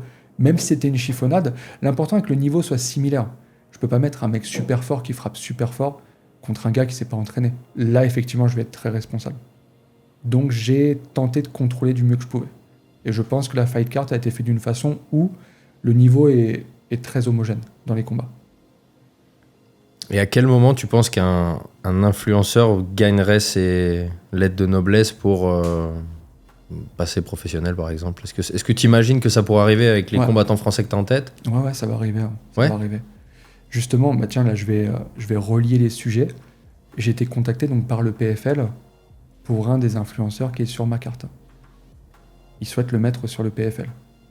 C'est complètement ouf. Donc, du coup, je rejoins parfaitement ce que tu as dit il y a quelques minutes. Bah, force est de dire que je suis précurseur dans ce domaine. Mm-hmm. En fait, j'ai fait un truc que le PFL va maintenant copier bientôt. C'est complètement ouf. Et parce que le mec a une audience telle que ça va promouvoir ou parce qu'il est bon au point que... Les deux. C'est Sebi. Ouais, d'accord. Je te le dis, c'est Sebi. Ok. T'imagines que le PFL a des yeux sur Sebi Dadi. Tu connais Sebi Pour Dadi. Le mettre dans le roster professionnel. Ouais. Quelle catégorie? Il y a 70. Il y a 70 un an, 70 kilos. Ouais. Là, il a perdu beaucoup de poids. En fait, la condition pour qu'il travaille avec moi était qu'il arrête de se charger. Mm-hmm. Voilà. Donc là, en ce moment, il est en train de... En termes de poids. Donc là, je crois qu'on s'est quitté à 73 kilos tout à l'heure. Donc t'imagines, c'est complètement dingue. Sebi Dadi, comme on le connaît, dans un délai de moins de 1 an, sera peut-être un combattant en contrat avec le PFL, qui est la 2e plus grosse organisation au monde. C'est complètement fou, hein. Et là, tu seras le premier à être à l'initiative de ça, finalement. Ouais. À l'avoir fait signer, quoi. Ouais. Donc là, effectivement, je comprends les gens, ils me chient dessus, les gens. Ouais. Franchement, aujourd'hui, je crée vraiment la polémique. Alors attention, hein, j'ai une fanbase qui est super solide. Il y a plein de gens qui m'adorent. Là, on va faire un podcast ensemble, je vais recevoir plein de messages. J'ai vraiment une fanbase solide. Mais aujourd'hui, le prorata, il s'est vachement déséquilibré. Je dirais qu'il y a plus de gars qui sont scandalisés par ce que je fais en tant que promoteur que de gens qui me félicitent du travail que je fais en tant que manager. Mais...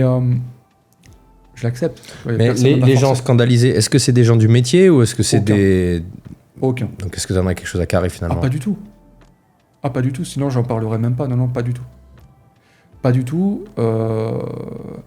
Les gens du métier m'ont tous appelé pour me dire « Ah Guillaume, tu fais de l'oseille avec ça ?» Ouais. C'est quoi, t'as raison gros, continue. Et c'est vrai, parce qu'en fait, si tu veux, le MMA aujourd'hui commence à vivre. Effectivement, de l'argent commence à être injecté dans le MMA. Mais c'est pas encore suffisant, hein, Vincent, pour faire vivre le combattant et tout le staff qu'il y a autour. Parce que tu vois, tu as reçu Baki, il n'y a pas longtemps. Ouais. Donc son frère, qui gère sa carrière maintenant, prépa physique, coach de pied-point, coach de sol, coach de lutte, un nutritionniste. 6 personnes gravitent autour de Baki. On fait comment pour les nourrir, ces 6 personnes? Tu vois, en fait, aujourd'hui... Mais là, tu mentionnes un des combattants français qui peut-être fait le plus d'argent dans le paysage actuel. Ouais, je sais pas. C'est justement pour ça qu'il a autant de coachs. Mais ces coachs-là, en fait, s'auto-rémunèrent avec la visibilité qu'ils prennent sur Baki. Aujourd'hui, la majorité des gens mangent comme ça. Ils mangent en visibilité et grâce à ça, ils arrivent à faire un petit peu d'oseille. Prendre des clients parce qu'ils sont dans le coin de Baki. Ils génèrent de l'oseille dû à ça. Mais aujourd'hui, on est dans une phase de transition où en fait, on passe de rien bientôt à tout. Mais tu vois, en ce moment, on est là, en fait. Il y a un peu d'oseille dans le MMA, mais pas suffisamment pour faire manger tout le monde. Alors, combien ça prend, par exemple, un Sebi Dadi contre Ilan c'est quoi les salaires? Tu peux les donner ou c'est confidentiel? En fait, Sebi Dadi... Non, je vais te le dire. Je peux pas donner de chiffres, parce que juste après l'événement, je peux t'en parler. En fait, Sebi Dadi, c'est très simple. Je l'ai mis dans la copromotion avec moi, les copromoteurs de l'événement. Sinon, c'est un gars que j'aurais pas pu payer.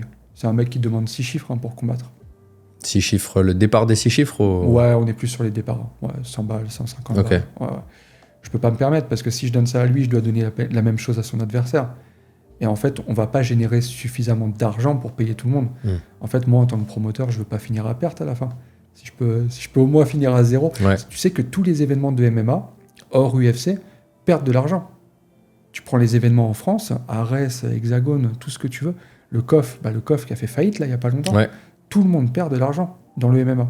C'est très dur d'être à l'équilibre. Nous, on a la chance d'être plus qu'à l'équilibre. Donc, pourtant, cool. J'entends dire que Ares sous-paye les combattants, que c'est un scandale qui donne... Ah ouais, on t'a dit ça? On m'a dit, j'ai entendu dans des médias, mais c'était peut-être au début, je sais pas, mais... Qu'une ceinture à Ares, c'était pas rémunérateur, par exemple. Je suis pas d'accord avec la logique. Je pense même que Ares, pendant trop longtemps, a surpayé les combattants. Tu prends combien une ceinture à l'Ares? En fait, il n'y a pas de standard. Il y a des mecs qui vont faire la ceinture à 4-0. Il y en a qui vont la faire. J'ai un combattant, moi, qui est à 16-0, qui est toujours pas champion. Je l'espère qu'on lui proposera la ceinture quand il sera à 17-0. Donc en fait, tu peux pas proposer la même chose à un gars de 17-0, un mec 4-0, tu comprends? Donc en fait, les primes sont différentes. C'est pas une question de tu fais la ceinture, tu prends tant. C'est pas comme ça, c'est plus compliqué. Mais pendant très longtemps, Ares a trop payé, a surpayé les mecs. Et je pense à créer un déséquilibre dans le MMA en Europe, où en fait, tu pouvais plus quitter le format Ares, parce que sinon, il fallait accepter d'être payé 2 ou 3 fois moins. Aujourd'hui, en fait, les gens ont l'impression qu'Ares ne paye plus, parce qu'en fait, Ares revient à une logique financière. Et effectivement, descend les salaires. Parce que pendant trop longtemps, ils ont surpayé. Donc aujourd'hui, moi, je dirais Ares est juste devenu une organisation qui paye à la hauteur de ce que les combattants méritent, finalement. Parce que le combattant, s'il ne signe pas à Ares, il ne prendra pas mieux au KSW ou au PFL, hein, finalement. Donc non, je pense qu'aujourd'hui, Ares est revenu à une logique. Et quant à la ceinture, je ne suis pas d'accord avec ça. Je pense aujourd'hui que la ceinture d'Ares, elle a une vraie valeur dans le projet UFC. Quand tu proposes ton combattant valeur à l'UFC, sportive. Tout à fait. Elle a une vraie valeur. Hein. C'est incontestable aujourd'hui. Quand tu es champion de l'Ares, tu es bien plus puissant en représentant un champion de l'Ares quand tu le proposes à l'UFC qu'en représentant un mec de milieu de tableau. Parce qu'aujourd'hui, en plus, Ares a fait des rankings maintenant. Donc on a le classement de chacun. Et regarde, la preuve en est. Le champion 93 vient de signer au Contender Series pour cette année. Et le mec qui était contender à la ceinture 61, Lee Scott, il me semble, un anglais, vient de signer pour les Contender Series de l'UFC. Donc ouais, la ceinture d'Ares a de la valeur. Donc c'est un beau tremplin. Clairement. Tu peux du coup, là c'est une petite parenthèse, nous détailler un petit peu les salaires, je pense que ça va intéresser les gens, moi ça m'intéresse aussi. Un combattant français, quand il signe par exemple à l'Ares, pour combien il signe? Encore une fois, ça dépend de son profil. Ouais. Ça dépend de sa fanbase, sa communauté. Aujourd'hui, ça joue beaucoup. Ça, c'est un vrai impact. Ouais, totalement. Tout comme chez les influenceurs, hein, c'est pareil. L'objectif d'une organisation, d'un promoteur de MMA, c'est au moins de ne pas perdre d'argent. Donc, il vaut mieux mettre des baquis sur sa carte que son cousin que personne ne connaît. J'ai inventé, je sais pas s'il a un cousin qui combat. Mais tu dois mettre des mecs qui vont générer de l'attrait, qui vont générer que les gens se déplacent ou que les gens payent pour regarder. Mais du coup, la posture, c'est de traiter tout le monde comme des influenceurs, finalement. L'ironie du sort, c'est ça? En fait, si tu veux, c'est ça, moi, qui me révolte dans les commentaires. C'est que j'entends... Il y a le commentaire qui revient tout le temps, le commentaire du teubé de base. C'est inadmissible de voir qu'on donne la chance aux influenceurs et qu'il y a des amateurs qui s'entraînent très dur tous les jours. Mais je comprends, je suis d'accord avec ça. Mais il y a une réalité qui s'appelle le business. Ouais. L'influenceur qui s'entraîne très dur tous les jours, tu le mets sur ta carte, personne ne se déplace pour le voir. Personne n'achète le pay-per-view pour le regarder. Tu comprends? Ouais. En fait, si tu veux, aujourd'hui, il y a une réalité qui est financière. On se doit de la respecter. Un mec comme Baki, on pourrait trouver un mec meilleur que Baki, peut-être sur Ares, mais qui sera moins bien payé. Parce que Baki, pour le coup, quand il combat, ça explose. Ouais. Ça fait un boom. Là, tu vois, il y a la Didas Arena à remplir. Je pense que ce sera rempli le 16 mai, il me semble. Ouais, je crois que c'est 17 mai. 17 mai. 17 mai. Ok. Je pense que ce sera rempli en partie dû à la présence de Baki. Donc ces mecs-là, par conséquent, méritent d'être payés.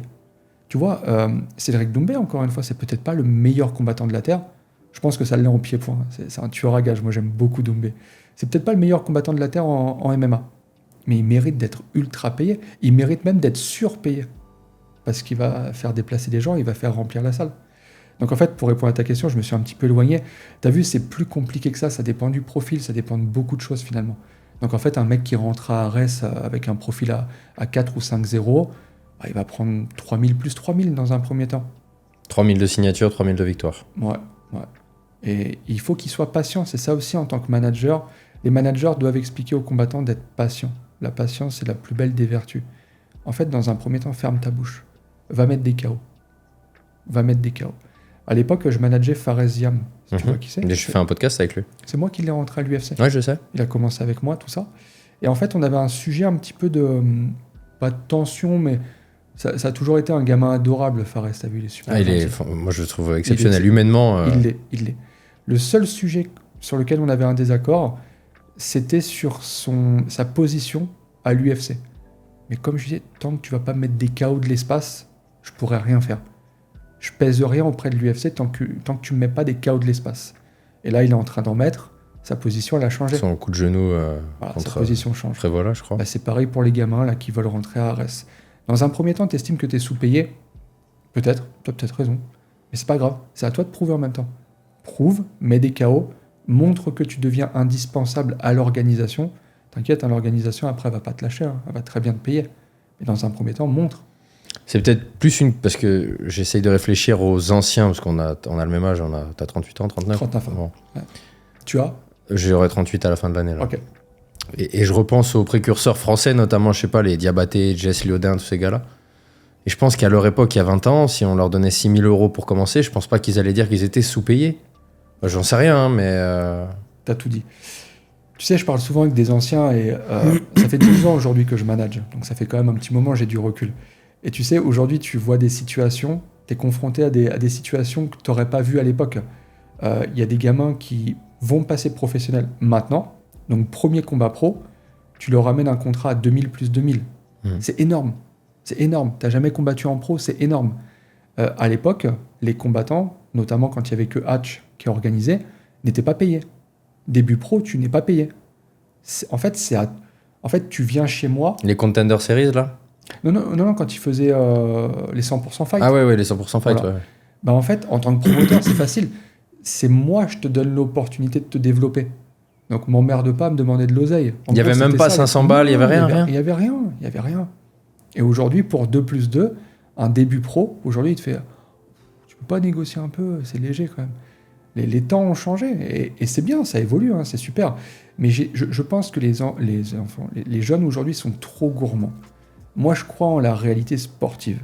Tu vas regarder un mec comme Benoît Saint-Denis. Ouais. Il m'a jamais embêté sur le salaire. On a fait avec lui 5 combats en 12 mois. Je crois que c'est du jamais vu en France. 5 combats pro en 12 mois, c'est du jamais vu. Il m'a jamais rien dit. Il m'a jamais dit Guillaume, il n'y a pas moyen de t'augmenter un petit peu. Même aujourd'hui ? Il a confiance. Et c'est ça qui fonctionne, c'est la confiance. Et tu vois, Benoît ne m'a jamais rien dit. Du coup, on a fait 5 combats en 1 an. Il a explosé.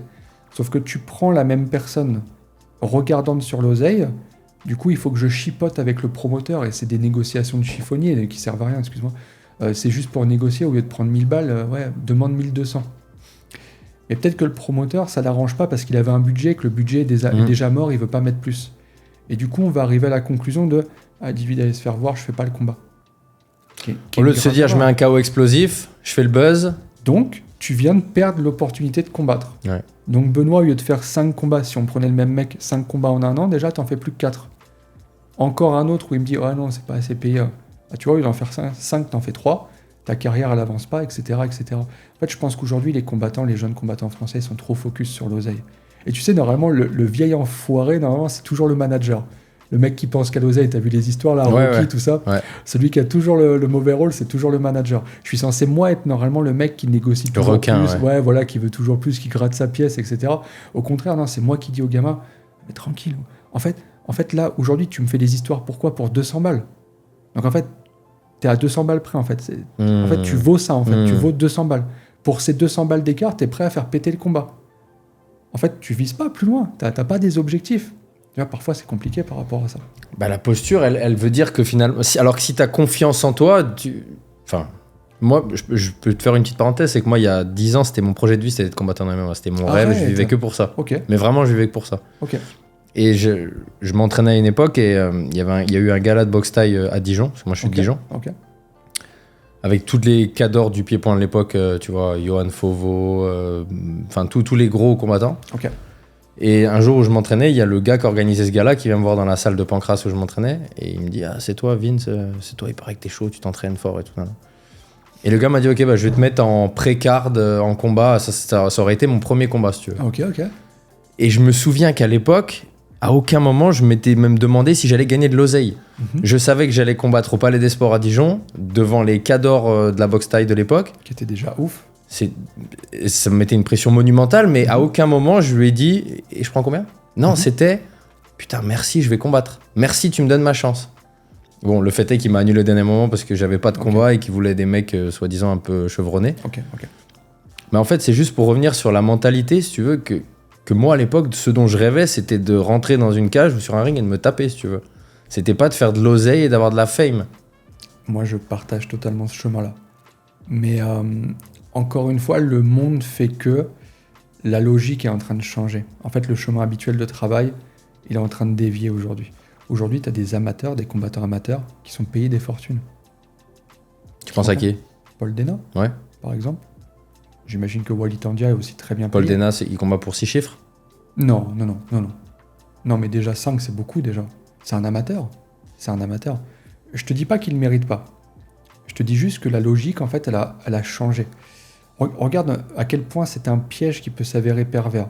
C'est-à-dire que ce combattant-là, le jour où il va vouloir passer pro, il ne pourra pas baisser son standard.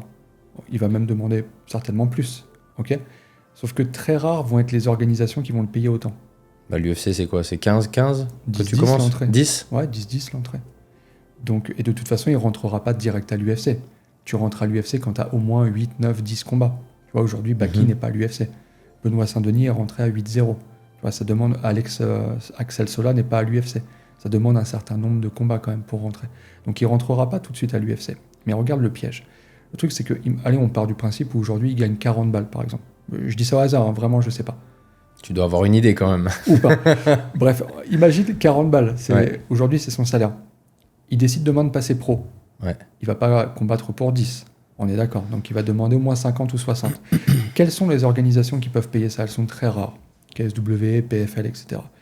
Mais ils ne vont pas payer ça pour lui mettre un peintre en face. Ils vont lui mettre un vrai client. Parce que si je dois poser un vrai billet, je vais le faire. Par contre, tu vas me faire un vrai combat. Et en fait, tu vois comme c'est pervers, c'est qu'en fait, tu vas te retrouver en face de tueurs à gages, finalement.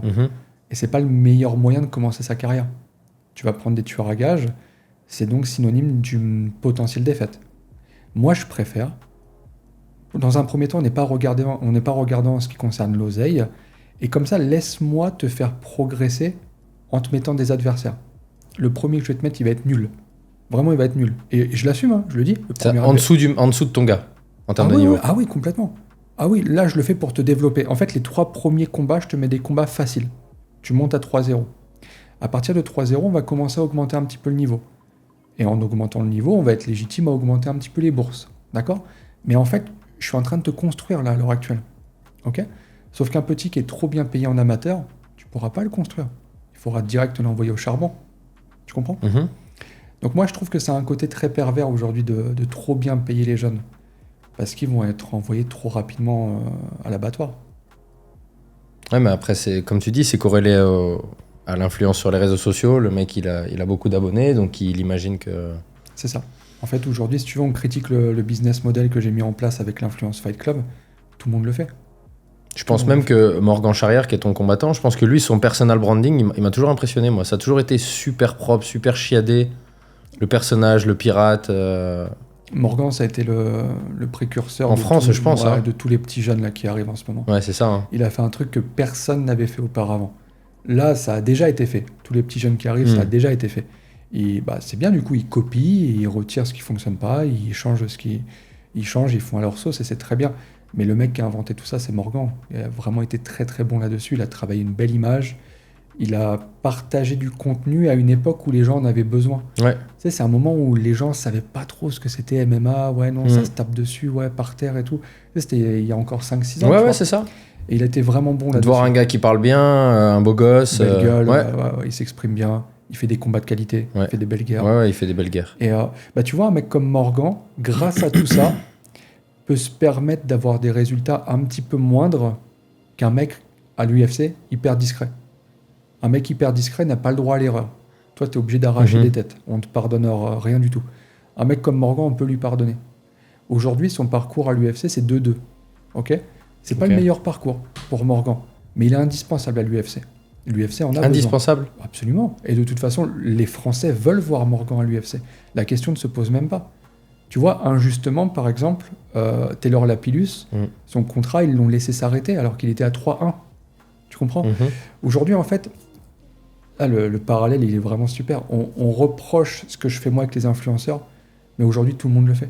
Oui, vraiment, moi, c'est mon propos de fond. C'est parce que plus tu parles et plus on discute, plus je me dis que finalement, on en revient toujours à l'influence, la taille de l'audience. C'est ça, parce que Taylor, c'est un tueur à gages. Hein. Oui, bien sûr, c'est un ancien. Il est trop fort. Bien sûr, il est trop fort. Ouais. Par contre, super discret dans sa com. Des combats très calculés qui vont donc malheureusement souvent à la décision. Et aujourd'hui, pour le show, c'est pas bon. Encore une fois, ce que je dis toujours aux gens, si tu veux comprendre la situation, le monde dans lequel tu évolues, mets-toi à la place de celui qui paye. Toi, si tu es promoteur demain, Vincent, tu payes pourquoi ? Tu veux voir des guerres atomiques. Tu veux que les gens se mettent debout. Tu vois, qu'ils acclament les combattants. C'est ça que tu veux voir. Donc en fait, tu es même capable de prendre des mecs un peu moins bons, mais des showman qui vont tout déchirer. Des Paddy Pimblett, des gars comme ça, avec des grosses audiences. Et grâce à ça, on lui donne les opportunités d'affronter Chandler. On fait un Benoît Saint-Denis contre Poirier. Benoît Saint-Denis, s'il avait été moins bon en com, et surtout s'il avait mis moins de finish, il n'aurait jamais eu cette opportunité. On récompense les gens qui ramènent de l'oseille, en fait. Encore une fois, c'est ça. C'est tout à fait ça. Si tu me ramènes de l'argent, je vais te mettre bien. Oui, c'est pas du bénévolat, c'est clair. Voilà. D'ailleurs, on parle de Paddy, on parle de Benoît. Ouais. Donc, il combat le 10 contre Alvarez. C'est ça. Et j'ai vu, je crois que c'est la sueur qui a relayé, je sais, après c'est peut-être quelqu'un d'autre qui l'avait fait avant, qu'il y a eu un rendez-vous manqué avec Paddy Pimblett. C'est à quel niveau que ça a merdé ? Est-ce que c'est toi, enfin je sais pas pour t'adresser une accusation, mais non, pourquoi ça s'est pas fait ? En fait, j'aurais jamais la réponse, mais moi je suis persuadé que l'UFC nous a fait une proposition. Paddy Pimblett, c'était le 22 mars à Londres. Ok ? On l'a accepté direct, on a parlé avec Nico, le reste du staff, on a accepté direct. Mais je pense que je soupçonne l'UFC de nous avoir envoyé le plan B pour Paddy. Clairement, ils avaient l'intention de faire monter Paddy, certainement déjà de le mettre à l'époque contre Chandler, et peut-être que ça chipotait du côté de Chandler, comme à l'époque Poirier a chipoté pour affronter Benoît, et que la situation était un petit peu bloquée, un peu au point mort. Du coup, ils nous ont envoyé cette offre-là, et qu'entre-temps, ça s'est débloqué avec Chandler. D'accord. Parce qu'en fait, si Paddy n'a pas combattu sur la carte de Londres, c'est clairement ils avaient mieux à lui proposer. Sinon, Paddy, tu m'as... Oui, bien sûr, oui, ça fait sens. Donc, tu vois, en fait, quand je réunis tout, je me dis, c'est quelqu'un qui veut le faire monter, et à juste titre, il fait du show. À juste titre, à juste titre, il n'y a rien à dire. Ouais, vraiment, il n'y a rien à dire. Très, très fort. Et c'est là où tu vois la beauté ou la cruauté du sport, c'est que ça va trop vite. Paddy, on nous l'aurait proposé avec Benoît en 2023, on ne l'aurait même pas regardé. C'est vrai ? Ah, on ne l'aurait même pas regardé. Il était déjà un peu en lumière quand même en 2023. En 2023, il n'était pas dans le classement. On lui aurait même pas donné l'heure. D'ailleurs, je crois que justement, tu parlais de la sueur. C'est quelqu'un de la sueur qui avait posé la question en conférence de presse à Benoît Saint-Denis. Il lui a dit, je m'en fous de Paddy, c'est qui ce mec-là ? C'est vrai ? Ouais. Le sport, ça va trop vite, Vincent. Alors que là, aujourd'hui, c'est vous qui aimeriez le match-up, quoi. Ouais, on aimerait, ouais. T'as vu, ça va vite dans le bon, comme dans le mauvais. Et dans le mauvais, bien sûr, ouais. Malheureusement. Par contre, ce qui est beau, c'est que tu peux vite revenir dans le bon aussi. Ouais. Tu vois, c'est pas définitif. Mais le sport, c'est super cruel. C'est cruel. On reste sur Benoît. C'est vrai que je vois comme il a été mis au nu quand il a gagné. Et derrière, quand il a perdu contre Moïcano. C'est dur, hein. C'est dur, en fait. Alors oui, c'est un sport, c'est public, etc. Mais en fait, je me dis comment tu peux montrer autant d'amour à quelqu'un et derrière lui montrer autant de haine, ou avoir un avis soudainement, tu vois, complètement antagoniste à celui que tu avais la veille. Ça, tu t'en parles ça avec tes combattants, toi Ouais, on en parle. J'étais avec Benoît il y a 2 semaines, on a discuté sur Paris. C'est un sujet qui est délicat, ça. Parce que le combattant, tout le temps, va... En fait, il a besoin de te montrer qu'il est dur. Et par conséquent, il va t'expliquer que ça ne le touche pas. Mais quelqu'un qui n'est pas touché par les commentaires, ça n'existe pas. Les gens sont super méchants. Regarde, là, on a juste à regarder un post récent de Benoît ou une annonce de l'UFC Benoît Alvarez. Viens, on regarde les commentaires si tu veux. Ah ouais, il se fait démonter ? Ah ouais, c'est un truc de fou. Avec quels arguments ?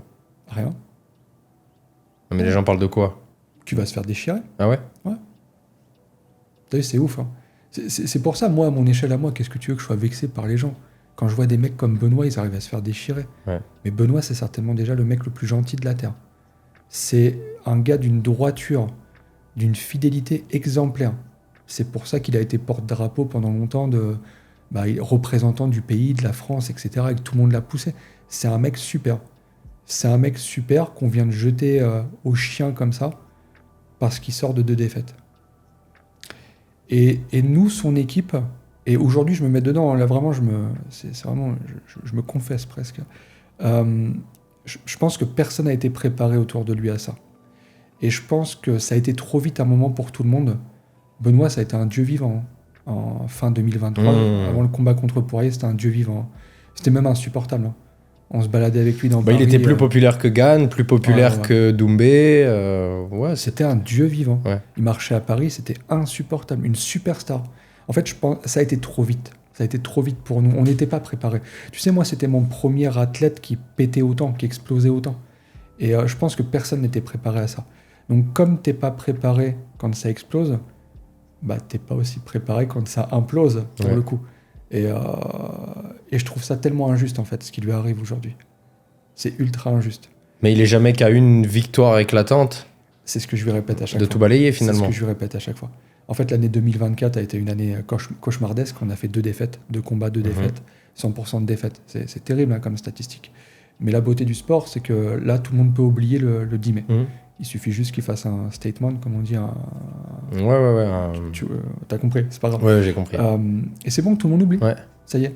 Avec Nicolas Haute dans son coin, on peut imaginer que... On peut l'imaginer. Ouais. J'ai kiffé, justement. Je suis allé voir Benoît il y a 2 semaines à l'entraînement avec Nicolas. Et... En fait, Nicolas, lui et moi, on ne se connaît pas beaucoup. Je suis à l'origine du rapprochement entre Benoît et Nicolas. D'accord. C'est moi qui ai pris l'initiative d'appeler Nicolas. Parce qu'il fallait clairement quelqu'un qui puisse apporter un plus à Benoît. C'est un ingénieur, c'est un orfèvre, je pense, Nicolas. Ouais, mais ce que j'avais peur, je ne connaissais pas Nicolas à l'époque. J'avais peur que ce soit, je vais très vulgariser le truc, un yes man. C'est un mec qui est trop proche du gars pour lui faire plaisir, etc. C'est pas que j'avais peur de ça, c'est que ça aurait pu être ça. Et j'avais besoin d'être rassuré. Il y a 2 semaines, je suis allé à l'entraînement. Il a hurlé sur Benoît. Ouais, je crois qu'il a une réputation d'être un entraîneur très dur. Enfin, j'ai fait un podcast avec lui il y a 2 semaines et c'est ce qu'il m'a dit, c'est ce qu'il dit dans le podcast, qu'il est très... Ouais, mais le dire, c'est bien. Tu vois ce que je veux te dire ? Oui, mais et du coup, quand tu sais les mecs qui lui donnent sa confiance, notamment, je sais pas, les frères Bouganem, qui sont des anciens, qui ont connu l'ancienne école du pied-point et tout, pour que des gars comme ça le valident publiquement, lui donnent autant de crédit, tu peux te dire que... En fait, j'ai compris. Ouais. J'ai compris pourquoi il a Nassourdine, pourquoi il a maintenant Baki, pourquoi il a les frères. J'ai compris. Je suis allé à l'entraînement, j'ai compris. Benoît, il y a un exercice qu'il faisait pas bien, il l'a démoli. Et moi, j'ai adoré. Ouais. J'ai adoré. Parce que Benoît, il avait besoin de ça. Benoît, c'est un colonel, c'est un commandant. Mais il a besoin de quelqu'un au-dessus. Mais c'est très dur de se mettre au niveau de Benoît. Tout le monde a éclaté son équipe, tu as vu lors du dernier UFC, comme quoi le coin s'est mal passé, etc. Ce qu'il faut comprendre, c'est que être le patron de Benoît, c'est une mission qui n'est pas facile. C'est très facile pour le mec qui est derrière son ordinateur en train de regarder le live de l'UFC. Benoît, c'est quelqu'un. Benoît, il a un caractère. Et c'est aussi ça qui l'a ramené ici. Tu sais, tous les plus grands champions... mais les grands champions, c'est tous... ont une vraie personnalité. Mais ils ont tous des... Je sais pas, je pense à Philippe Lucas avec Laure Manodou, je pense à, je sais pas, même Phil Jackson, tu vois, avec en NBA. Excellent. Exactement. Tu vois, un enfoiré, tu vois. Ouais. Un mec qui... Mais pas un enfoiré pour le plaisir d'être un enfoiré, juste quelqu'un qui se dit, ok, tu veux être le meilleur du monde ? Tu sais ce que ça implique d'être le meilleur du monde ? Tu sais les sacrifices que ça implique ? Donc tu mets ferme ta gueule. Voilà. Et jusqu'au jour... Et après, si tu décides que je suis plus l'homme de la situation, tu me dégages. Mais jusqu'au moment où tu considères que je suis l'homme de la situation... Moi, ça me choque pas, ce genre de... J'ai adoré. L'autre fois, tu vois, c'est une petite digression, mais ça pourrait intéresser les gens. Comment ils s'appellent les frères là qui font du ping-pong, tu sais, qui sont super connus maintenant ? Tu vois pas ? Et en fait, donc, c'était un extrait d'une compète où l'entraîneur d'un des 2 frangins, là, qui est numéro 1 français, peut-être au niveau monde ultra bien classé. Ok. Alors, l'extrait... J'allais te dire où il lui parle mal, mais en fait, il lui parle pas du tout mal. Quand t'as fait des sports à haut niveau, enfin, quand t'as pratiqué des sports en club... ça te choque pas. Mais ça choque pas du tout, en fait. Il lui dit genre... T'as pas envie de m'écouter ? On va te faire foutre, je crois, il lui dit, tu vois. Démerde-toi. Et les gens... Oh là là, mais comment ça ? Comment tu peux dire va te faire foutre à ton athlète ? Mais Et moi, ça me sidère ce genre de commentaires de gens qui, du coup, n'ont jamais fait de sport en club, n'ont jamais fait de compète, finalement. Ouais, mais c'est comme ça que ça se passe. En fait, si tu veux, on est une armée. Et il faut un patron dans l'armée. Bien sûr. Il n'y a pas deux généraux qui partent avec le groupe. Ouais. En fait, il y a plusieurs généraux, mais qui partent avec plusieurs groupes. Dans l'équipe, il faut un général. Ouais. Uniquement un. Et c'est peut-être ce qui manquait, effectivement, et de toute façon, tout le monde dans l'équipe l'a reconnu. Benoît, c'est un mec qui gérait, qui dictait son programme d'entraînement, comment ça allait se passer, etc. Bon, c'est jamais bon, hein, effectivement. C'est jamais bon. Ça marche qu'un temps, peut-être. C'est ça. C'est que Benoît, il a été tellement bon, tellement fort, tellement au-dessus de tout le monde, que du coup, c'est passé inaperçu. Ouais. Mais quand tu commences à prendre des mecs solides, tu connais, hein, c'est le souci du détail qui fait la différence. Et là, le souci du détail, c'était compliqué de le travailler parce que tu peux pas être, comment dirais-je, tu peux pas être le combattant et le mec qui dirige en même temps. Parce qu'en fait, si tu veux, il n'y a pas de croisement d'idées, en fait. Tu es la seule personne qui décide de tout. Et si tu es dans le faux, ça se voit. Ouais, personne pour t'opposer à un argument contraire. Exactement. Et donc, je t'ai dit, je viens à la salle Mamoudi, super salle. Hein. Ouais. La salle, en fait, est minuscule. C'est une salle à l'ancienne, mais en fait, ça s'entraîne à la dure, là-bas. Et pour le coup, ce que j'ai vu, c'était vraiment la dure. Comme je t'ai dit, Benoît réussissait pas. C'est pas qu'il réussissait pas, il avait peut-être pas compris ou je sais pas. Direct, Nicolas, bam. Qu'est-ce que tu me fous là? Et c'est vraiment ce dont il avait besoin. Encore une fois, ça peut être mal interprété tout ça. C'est pas pour mettre Benoît dans la difficulté. Hein. Non, mais... Il avait besoin d'être dirigé. Tu vois, j'ai travaillé avec pas mal d'athlètes de haut niveau. Je veux pas faire ma promo du tout, hein, c'est pas l'idée, mais... Et notamment un footballeur très renommé qui était champion du monde en 2018, etc. Qui ça? Tu peux le dire ou pas? Ouais, je peux le dire, Nabil Fekir, c'est connu. Okay, génial. Et en fait, dans son entourage, il y a des choses qu'on m'avait dit. On m'a dit, en fait, ce que Nabil il aime, ce qu'il a aimé au début, c'est qu'en fait, tu t'en fous que c'est Nabil Fekir. Tu penses que sur le moment, tu es l'homme de la situation, tu l'orientes dans ta façon de voir les choses. Et moi, c'est vrai que j'ai toujours considéré dans mon travail de coach, tout le monde de la même manière. C'est-à-dire, demain, je vais te coacher. Tu penses que je suis le meilleur coach au moment M pour toi, je vais te dire les choses si j'ai envie de te les dire, en fait. Jusqu'au jour où tu vas me dire, va te faire voir, tu me parles pas comme ça, on va discuter.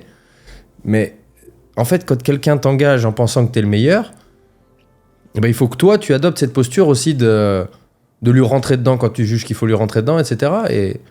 Et c'est vrai que je pense que les grands champions, dans les champions que j'ai côtoyés dans plusieurs sports, autour d'eux, les gens ont peur de vexer tout le temps. Ont peur de... Voilà, putain, si je le brusque, je vais dégager, en gros.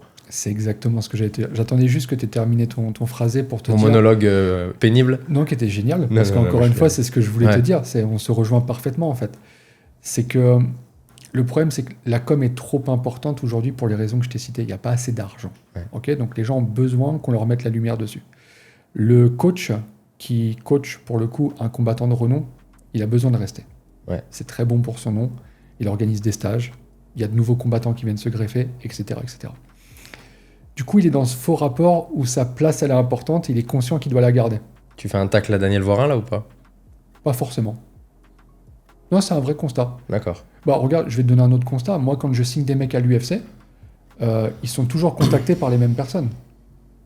Quand tu signes un mec à l'UFC, tu as plein de personnes qui veulent se greffer. Des coachs? Des prépas physiques, des coachs de sol, de lutte, etc. etc. Tu vois. C'est des gens qui ont besoin de lumière. Mais ces gens-là, il ne faut surtout pas les prendre dans l'entourage. Parce qu'ils ont tellement besoin d'être là qu'ils vont être le fameux yes man. Le petit mec qui fait pas de bavure et qui est toujours très cool, etc. Mais ce mec-là, il t'apporte rien finalement. Tu comprends? Parce que toi, ce que tu as besoin, c'est quelqu'un qui donne les gifles quand il y a besoin. Et c'est aussi mon rôle, moi, de manager. Parfois, c'est très compliqué. On a des discussions qui sont vachement houleuses avec certains combattants. Parce que quand le combattant, tu as le sentiment... Quand il travaille avec toi, quand il est venu te chercher, tu es dans l'obligation... Ça, c'est vraiment une éthique personnelle que tout le monde doit avoir. Tu es dans l'obligation d'appliquer ta méthode de travail. Deviens pas une espèce de mec qui essaie de faire plaisir. Sauf que tu as vu, nous, on est dans un environnement qui est encore trop instable financièrement. Du coup, les mecs font très attention à leur place. Et c'est la raison pour laquelle que des coachs de très très haut niveau ou des managers de très très haut niveau, il en existe très peu. Tu peux me citer des grands managers en France? En France? Ouais. J'en ai aucune idée, à part toi. Tu vois, c'est déjà trop. Je t'ai dit Ali Abdelaziz. Ouais. Et des grands coachs? Des grands coachs, tu vas m'en citer. Pour moi, il y a Diabaté, Aldric, Nicolas. Hatch, Nicolas, Fernand Lopez, si on fait si on part du principe des champions qu'il a sortis, Fernand Lopez. Mais c'est trop peu. Oui, c'est 5, 6. C'est trop peu. Ouais. T'as vu? C'est trop Et peu. des managers, Comment il s'appelle le manager d'Anthony Joshua que j'aime beaucoup? Eddie Hearn? Tu vois pas qui c'est? En fait, moi, je suis un mec, je suis super focus. Ah, t'es vraiment focus MMA? Ouais, dans mon domaine. Okay. Ouais. On m'a souvent demandé de manager en boxe ou en pied-point. Ouais. Je veux surtout pas. Ah ouais? En fait, je me mélange pas. Je veux rester bon dans ce que je fais. Je veux pas m'éparpiller. C'est une question qui vient après, mais sur le foot, est-ce que ça t'intéresse? Mais bon, on va peut-être finir là-dessus. T'étais pas en train de finir une phrase avant que tu digresses? Non, mais on a déjà assez digressé. Du coup, vas-y. Pourquoi tu m'as dit tout à l'heure que j'ai envoyé un tacle à Daniel Voirin? Non, parce que tu disais que quand tu étais coach d'une star, entre guillemets, ça te permettait de vendre des stages, ça te permettait d'avoir la lumière. C'est la réalité. Ça y était pas destiné, mais tu sais, là, je vais improviser totalement encore une fois. Aujourd'hui, avec Daniel, on se parle plus. D'accord. On se parle plus. Parce que soit il pense que j'ai interféré dans sa relation avec Benoît. S'il pense ça, c'est que c'est un idiot. Parce que s'il y a bien une personne qui n'avait pas intérêt à ce que les deux se séparent, c'est bien moi. Pour quelle raison? Parce que c'était mon ami. Tout simplement. Daniel? Ouais. Oui, mais toi, d'un point de vue financier, tu prends le même oseille puisque tu prends l'oseille sur Benoît. Ouais. Pas sur Daniel. Ouais. Donc du coup, en fait... Oui, tu veux dire que oui, il mange pas dans ton assiette. Tu comprends? Mm-hmm. Et je regrette aujourd'hui quand j'allume mon ordinateur et que j'écoute un petit peu Gong, je regrette de voir qu'il y a beaucoup de balles qui me touchent pas mais qui sont dans ma destination. Et je comprends pas trop pourquoi. Et t'as vu, hein, je suis très franc depuis le début. Ouais. Bon, moi, je suis pas un podcast MMA et mon but principal, c'est pas de faire du buzz autour de drama dans le MMA, tu vois. Non, mais c'est juste que je regrette parce que, comme je te l'ai dit au début, t'as vu, les amitiés sont fragiles dans le MMA. Les amitiés sont très fragiles. Il y a Pierre-Paul Jacques qui est venu me répéter des propos de Daniel. Au vu de ce que j'ai fait pour lui, tout ça, je trouve pas ça juste, tu vois. Ça me fait... Autant que je suis rarement touché, autant que ça me touche. Parce que parfois, quand tu penses que tu as créé des liens qui sont suffisamment forts pour être indestructibles, et quand tu commences à entendre que ça fuse, etc., des petits noms d'oiseaux, des petits trucs, on essaie de te tailler un costume, c'est une réputation, c'est pas ouf, quoi. Tu vois. Mais du coup, de ce que toi tu connais de l'histoire, c'est pas Benoît qui aurait merdé dans la relation, quoi. Regarde. Encore une fois... C'est vraiment parce que je me sens bien. Hein. Non, mais vraiment, on va en parler. J'étais en train de... Soit j'esquivais la question, ou soit... Tu peux, il y aura... Non, mais je vais pas le faire. Benoît vient me voir pour parler du fait que ça va plus avec Daniel, bien avant le combat contre Dustin Poirier. Sportivement. Ouais. Et c'est moi qui fais en sorte que ça tienne. Ça, personne ne le sait. C'est la première fois que j'en parle. Je pense que si... Daniel va jusqu'au combat contre Poirier, avec Benoît, c'est uniquement dû à mes interventions. Parce que Benoît voulait déjà se séparer avant. Maintenant, la seule personne qui peut donner les raisons, c'est Benoît. Il s'exprimera en temps voulu. Il a ses raisons. Et dans une séparation, en fait, si tu veux, il faut écouter les différents angles. Pour Benoît, certainement, il a parfaitement raison de l'avoir fait. Et de toute façon, il n'y a que l'avenir qui le dira. Pour Daniel, très certainement, c'était une grave erreur. Chaque personne, c'est comme si toi, demain, on a un sujet où on se dispute, où on chamaille. Je vais avoir raison selon mon interprétation, tu vas avoir raison selon la tienne. Tu comprends? Bien sûr. Ça, c'est toujours comme ça. C'est pour ça qu'il ne faut jamais rentrer dans les histoires. C'est pour ça que je rentre jamais dedans. Il y a eu beaucoup de choses entre eux. Ça ne regarde que eux. C'est à eux de s'arranger sur ces points-là. Mais étant donné que moi, indirectement, je suis un dommage collatéral de cette séparation, il fallait que je m'exprime en 2-3 phrases, là, et j'ai eu l'occasion de le dire, et je t'en remercie. Avec plaisir. Puis écoute, je dirais que tu n'as même fait du tort à personne. Hein, Non, c'est sûr, mais j'ai juste exprimé mon regret quant au fait que parfois, tu as des gens, ça les réconforte du fait de se voiler la face. Et de pointer le doigt sale sur une en fait, on sent dans la manière dont il en parle, comme dans toute rupture, hein, de couple, il y en a toujours un des deux qui referme la plaie plus vite que l'autre, quoi. Bien sûr. J'imagine que Benoît, il est allé de l'avant, déjà c'est dans son intérêt de carrière. Bien sûr. Mais on sent effectivement que Daniel, le fait de toujours ramener ça sur le tapis et de toujours avoir quelque chose à dire sur quelqu'un, c'est encore vif, quoi, la plaie est encore... Et j'imagine que plus Benoît va prospérer dans sa carrière future et dans ses prochains combats, plus ça va lui faire mal, quoi. C'est comme si demain, pas moi, ta meuf... Non, regarde, t'as un exemple, on parlait de Fares. Ouais. On s'est séparés. Oui. Avec Fares. Oui. Ça a été très dur. Pour moi, ça a été très dur. Et je l'ai taillé dans les médias pendant 1 an. Ouais. Qui a été une grave erreur. Mais on apprend tous. Hein. Tu sais, moi, je suis quelqu'un, j'ai pas honte de dire quand je me trompe. Je me suis trompé, j'ai mal fait. Mais je faisais mon Daniel. Tu vois, ce qu'il fait en ce moment. C'est-à-dire et là, que... t'es amer parce que Fares, il performe et que maintenant, Fares, il est dans la lumière. Non, pas du tout. Il s'est passé un truc exceptionnel. Ce gamin est super. Je suis à Miami pour le combat de Benoît contre Poirier. Il sait que je suis là-bas. Évidemment, on se follow plus sur les réseaux. Ok ? Il m'envoie un message. Tiens, j'ai vu que tu étais à Miami, je suis aussi à Miami, est-ce qu'on peut se voir ? Et je me dis, putain, on ne s'est plus parlé pendant des années, qu'est-ce qu'il me veut ? En gros, je me suis dit, il y a un mec que je manage dans son entourage, il va me dire, ouais, chanter le truc, je sais pas, j'ai vu le truc au pire. Ouais, vas-y, viens, on se voit, on boit un café. Et en fait, c'était exceptionnel. Ce qui m'a fait comprendre, en fait, il me l'a pas dit, parce que chacun a sa fierté et son ego. Ce qui m'a fait comprendre, c'est qu'il avait réalisé ce que je lui expliquais avant. La phrase que je t'ai dit tout à l'heure, il n'y a que la performance qui va te permettre de te faire aimer et accepter par l'UFC. Tant que tu ne me donnes pas la performance, je peux être un bon manager ou pas, mais je ne pourrai rien faire. J'ai besoin que tu me donnes les cartes pour pouvoir aller avec du bon jeu. Si tu ne me donnes pas du bon jeu, ou alors il faut que je bluffe. Mais si je bluffe, on peut se faire virer aussi, tu vois. Faut faire attention. Et en fait, dans son discours, même s'il me l'a pas dit directement, il m'a fait comprendre il venait de comprendre comment ça fonctionnait. Et je trouvais ça très cool. Et on s'est quitté en super termes. Vous avez fait la paix, quoi. Ouais, grave, de ouf. Enfin, en fait, on l'a pas fait parce que lui, il a jamais été en guerre avec moi. Ouais. J'ai fait une guerre tout seul contre lui. Ouais. J'ai même pas fait une guerre parce qu'en fait, j'ai rien fait. T'étais aigri, entre guillemets, de t'être fait larguer, finalement. C'était le sentiment qu'a Daniel aujourd'hui. Ouais. J'avais le même, je le connais parfaitement, je sais ce que c'est. C'est une douleur qui est... C'est incroyable. Hein. Ouais. En fait, Fares, j'ai commencé à travailler avec lui, je crois qu'il avait que 3 combats. C'était mon petit protégé dans l'équipe, c'était mon chouchou, tu vois. Je communiquais que sur lui. Mais je me souviens des débuts où tu parlais de lui, t'étais fier de l'avoir signé, mais vraiment fier. Ouais, de ouf. Et c'était ma première signature. Ouais, je sais. Ouais. Du coup, elle a une valeur sentimentale qui est... C'est indélébile, ça part tout jamais. Et la séparation a été mal faite parce que c'est quelqu'un qui rêvait grand, il a raison de le faire. Et il pensait à l'époque que d'être avec le plus grand des managers pourrait certainement soit lui faciliter le chemin.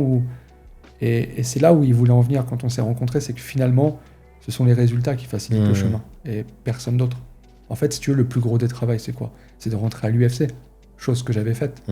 Et pour moi, ça a été super dur à l'époque. Ça a été très très dur.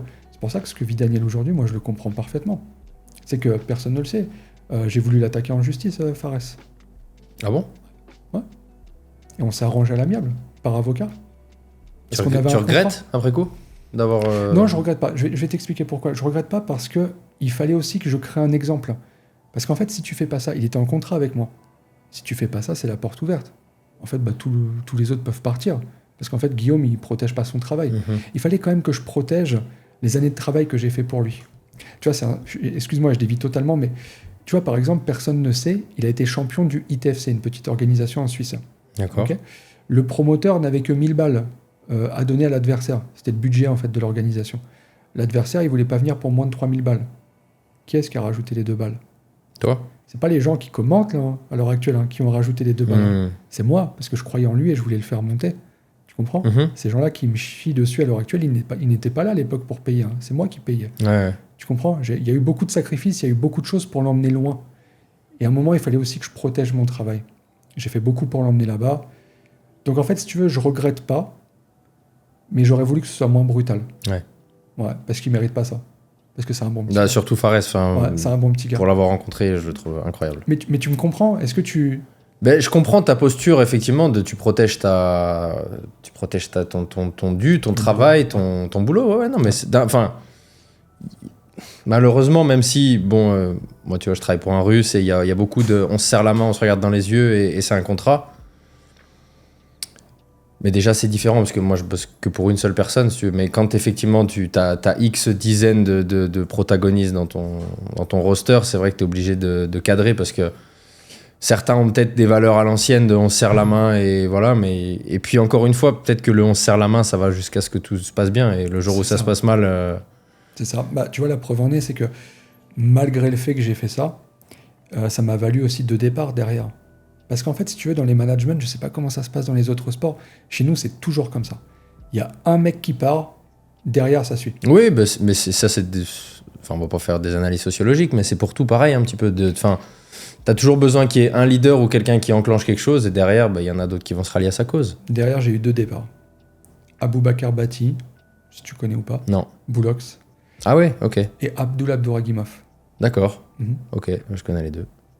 Et c'est toujours comme ça, et ça, je le savais que ça allait arriver. C'est la raison pour laquelle je me suis dit, il faut que je marque un coup. Je peux pas laisser faire, il faut que je protège mon travail. Tu sais, moi, quand je donne 2000 balles à l'adversaire de Fares, c'est pas pour le corrompre, hein, c'est pour qu'il vienne combattre. Ouais, non, mais j'ai bien compris, moi. C'est de l'argent que je donne pas à mes enfants. À cette époque-là, j'étais dans le dur, financièrement. Parce que Fares, quand il combat pour 1000 balles. Moi, je gagne pas d'oseille. Tu comprends ? Les débuts dans le MMA sont extrêmement durs. Moi, j'ai vécu mais comme un chacal avec ma famille. Tu sais, je me rappelle d'une anecdote. Un jour, avec ma femme, on s'est regardé dans les yeux. Il nous restait 30 balles. C'est la première fois que j'ai vécu ça dans ma vie. C'était il y a 10 ans. Il nous restait 30 balles, 30 euros. Tu vois, c'est pour ça, en fait, aujourd'hui, quand je lis les trucs et tout, c'est ce que je te dis, j'ai tellement de détachement par rapport à tout ça. Parce que tu sais, c'est bien que tu parles de l'argent, parce que c'est un peu un des derniers gros sujets que je voulais aborder. T'as dit dans un podcast, il y a 10 ans, tu signais un combattant pour 200 euros, et j'avais honte de demander un pourcentage sur 200 euros. Parce que du coup, le modèle économique pour un manager, c'est quoi ? C'est 10% ? Ouais, de 10 à 20. Regarde-moi comment je fonctionne. Dans un premier temps, je prends 20%. Je prends 20% parce que les primes sont tellement basses que j'ai besoin aussi de manger. Ouais. En fait, si moi je mange pas, je vais aller faire un travail à 35 heures à l'usine. Mais si je le fais, je vais être moins performant. Ouais. Donc les gars, soyez compréhensifs et aidez-moi. Aidez-moi à me développer. Okay ? Et au fur et à mesure de ta carrière, quand les primes augmentent, je descends mon pourcentage jusqu'à 10. D'accord. Et maintenant, 10, c'est donc, pour que les gens se rendent compte, je sais pas, si BSD combat, admettons, pour 500K, tu vas prendre 50. Ouais, tout à fait. D'accord. C'est ça. Enfin, ta société va prendre 50 000 de chiffre d'affaires. Tout à fait, c'est ça. Ce qui est différent de 50 000 euros Absolument. Sur ton compte. Et ma société, sachant qu'aujourd'hui, je suis plus tout seul dans la société. Ouais. C'est important de le noter. Du coup, ça gagne combien, Guillaume Pelletier, actuellement Parce que j'ai vu, j'ai vu que tu avais reçu une Rolex Certi il y a pas longtemps, là, non ? Tu avais réceptionné ? Ouais, je me suis fait plaisir. Ouais. Donc ça marche bien. Ouais, je pense aujourd'hui, je dois être le manager qui génère le plus d'argent, je pense. Au monde ? Non, en France. En France ? Et peut-être même en Europe, je pense. Les années 2023-2024, j'ai fait 200K à peu près. De salaire, hein ? Ouais. Annuel.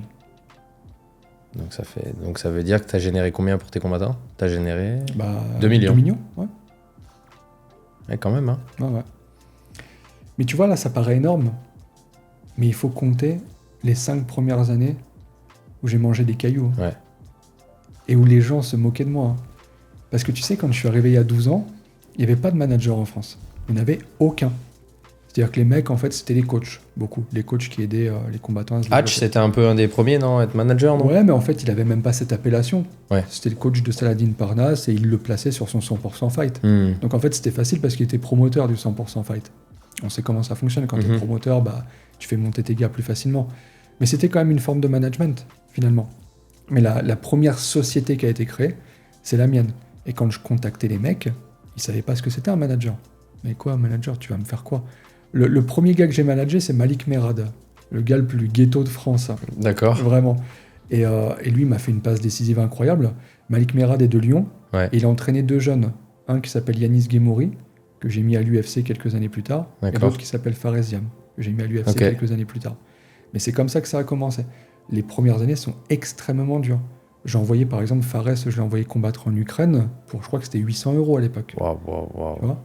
Et vu qu'il prenait son coach avec lui...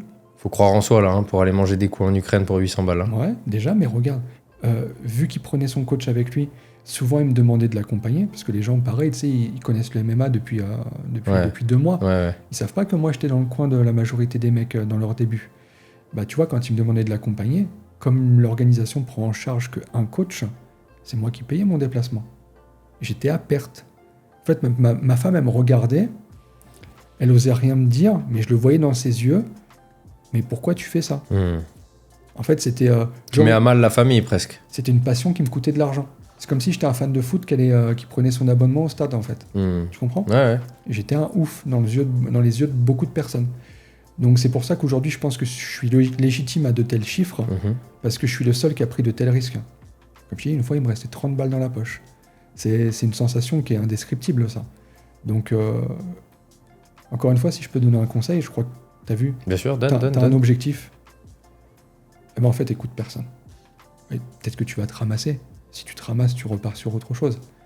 Mais si t'as un objectif, écoute personne. Si j'avais écouté les gens, je serais pas là aujourd'hui. Et même, je dirais, n'écoute même pas forcément les gens qui te veulent du bien, notamment tes parents, ou parce que des fois le protectionnisme, la peur de devoir échouer, la peur de te voir en difficulté, la peur de devoir souffrir, fait que les gens vont constamment, moi je l'ai vu avec toutes les choses que j'ai fait dans ma vie, des gens qui te veulent du bien, et ça j'en doute pas. Oui, mais non, fais pas ça. Non, ils veulent te préserver, ils veulent te garder près d'eux, non, déménage pas, non, fais pas ci, non, crée pas cette boîte, etc. Va pas en Russie. Non, va pas en Russie. Moi j'ai ouvert une salle, j'ai eu une salle pendant 10 ans, crée pas une salle, t'as jamais eu d'entreprise. Oui, mais si j'en crée pas une première fois, j'aurai jamais d'entreprise de ma vie. Et c'est vrai que quand t'as pas ce tempérament que t'as, c'est clair, et que je pense que j'ai aussi, on fait les choses et on voit après comment ça se passe, bah, au final tu passes à côté de ta vie finalement. Ouais, si on doit faire un petit message un peu banal de... Non mais c'est très vrai, c'est très vrai. Moi comme je te dis, si j'avais écouté les gens, j'aurais jamais fait ça et on serait pas en train de se parler aujourd'hui. Bah ouais, clairement. Ou alors on se parlerait parce qu'on se serait rencontrés en Russie, ou je sais pas. En tout cas, j'aurais pas, moi dans ma tête, invité le plus gros manager de combattants français, quoi. Non, l'histoire est dingue, Il nous reste pas beaucoup de temps, je te coupe, Guillaume, mais parce que ça me tient à cœur et je sais que ça va te tenir à cœur aussi, parce qu'on a un ami commun qui est, comme tu l'as dit, le plus gros passeur décisif que tu connaisses et que je connaisse aussi. Kamel Genfood, alias Kamel Tatouage. Big up Kamel, j'espère que tu vas regarder. Que j'ai eu sur le podcast. Donc toi, tu t'as raconté qu'il t'avait fait une passe D monumentale. Si tu peux nous la synthétiser en 5 minutes, parce qu'il reste plus beaucoup de temps, malheureusement. En 2 minutes. Je te le fais en 2 minutes. Vas-y. J'accompagne un combattant en Russie. J'ai réussi à le matcher sur la plus grosse organisation russe. À une époque où en Russie, c'était n'importe quoi. Ça payait en espèces, ça surpayait, c'était vraiment n'importe quoi. C'était tellement dur de venir en Russie, et surtout d'affronter les combattants russes, personne ne voulait le faire, qu'il fallait payer les mecs une fortune pour qu'ils viennent. Donc j'étais avec un combattant américain, que je coach toujours, Tony Johnson, qui fait partie du gratin du top mondial. Il a affronté Alexander Emelianenko, il a battu... le frère de Fedor, donc. Ouais, il a battu Volkov. Ok. Ouais, il a battu Derrick Lewis. C'est un tueur à gages. Je suis au Fight Night Global, il doit affronter Baga Agaev. Donc il faudra que les gens regardent, je crois que c'est en 2017, je crois, on peut retrouver sur Tapology.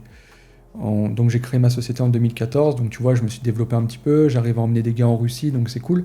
Et donc je me retrouve en Russie, et en fait les Russes, ils sont durs, hein. Tu les connais certainement mieux que moi.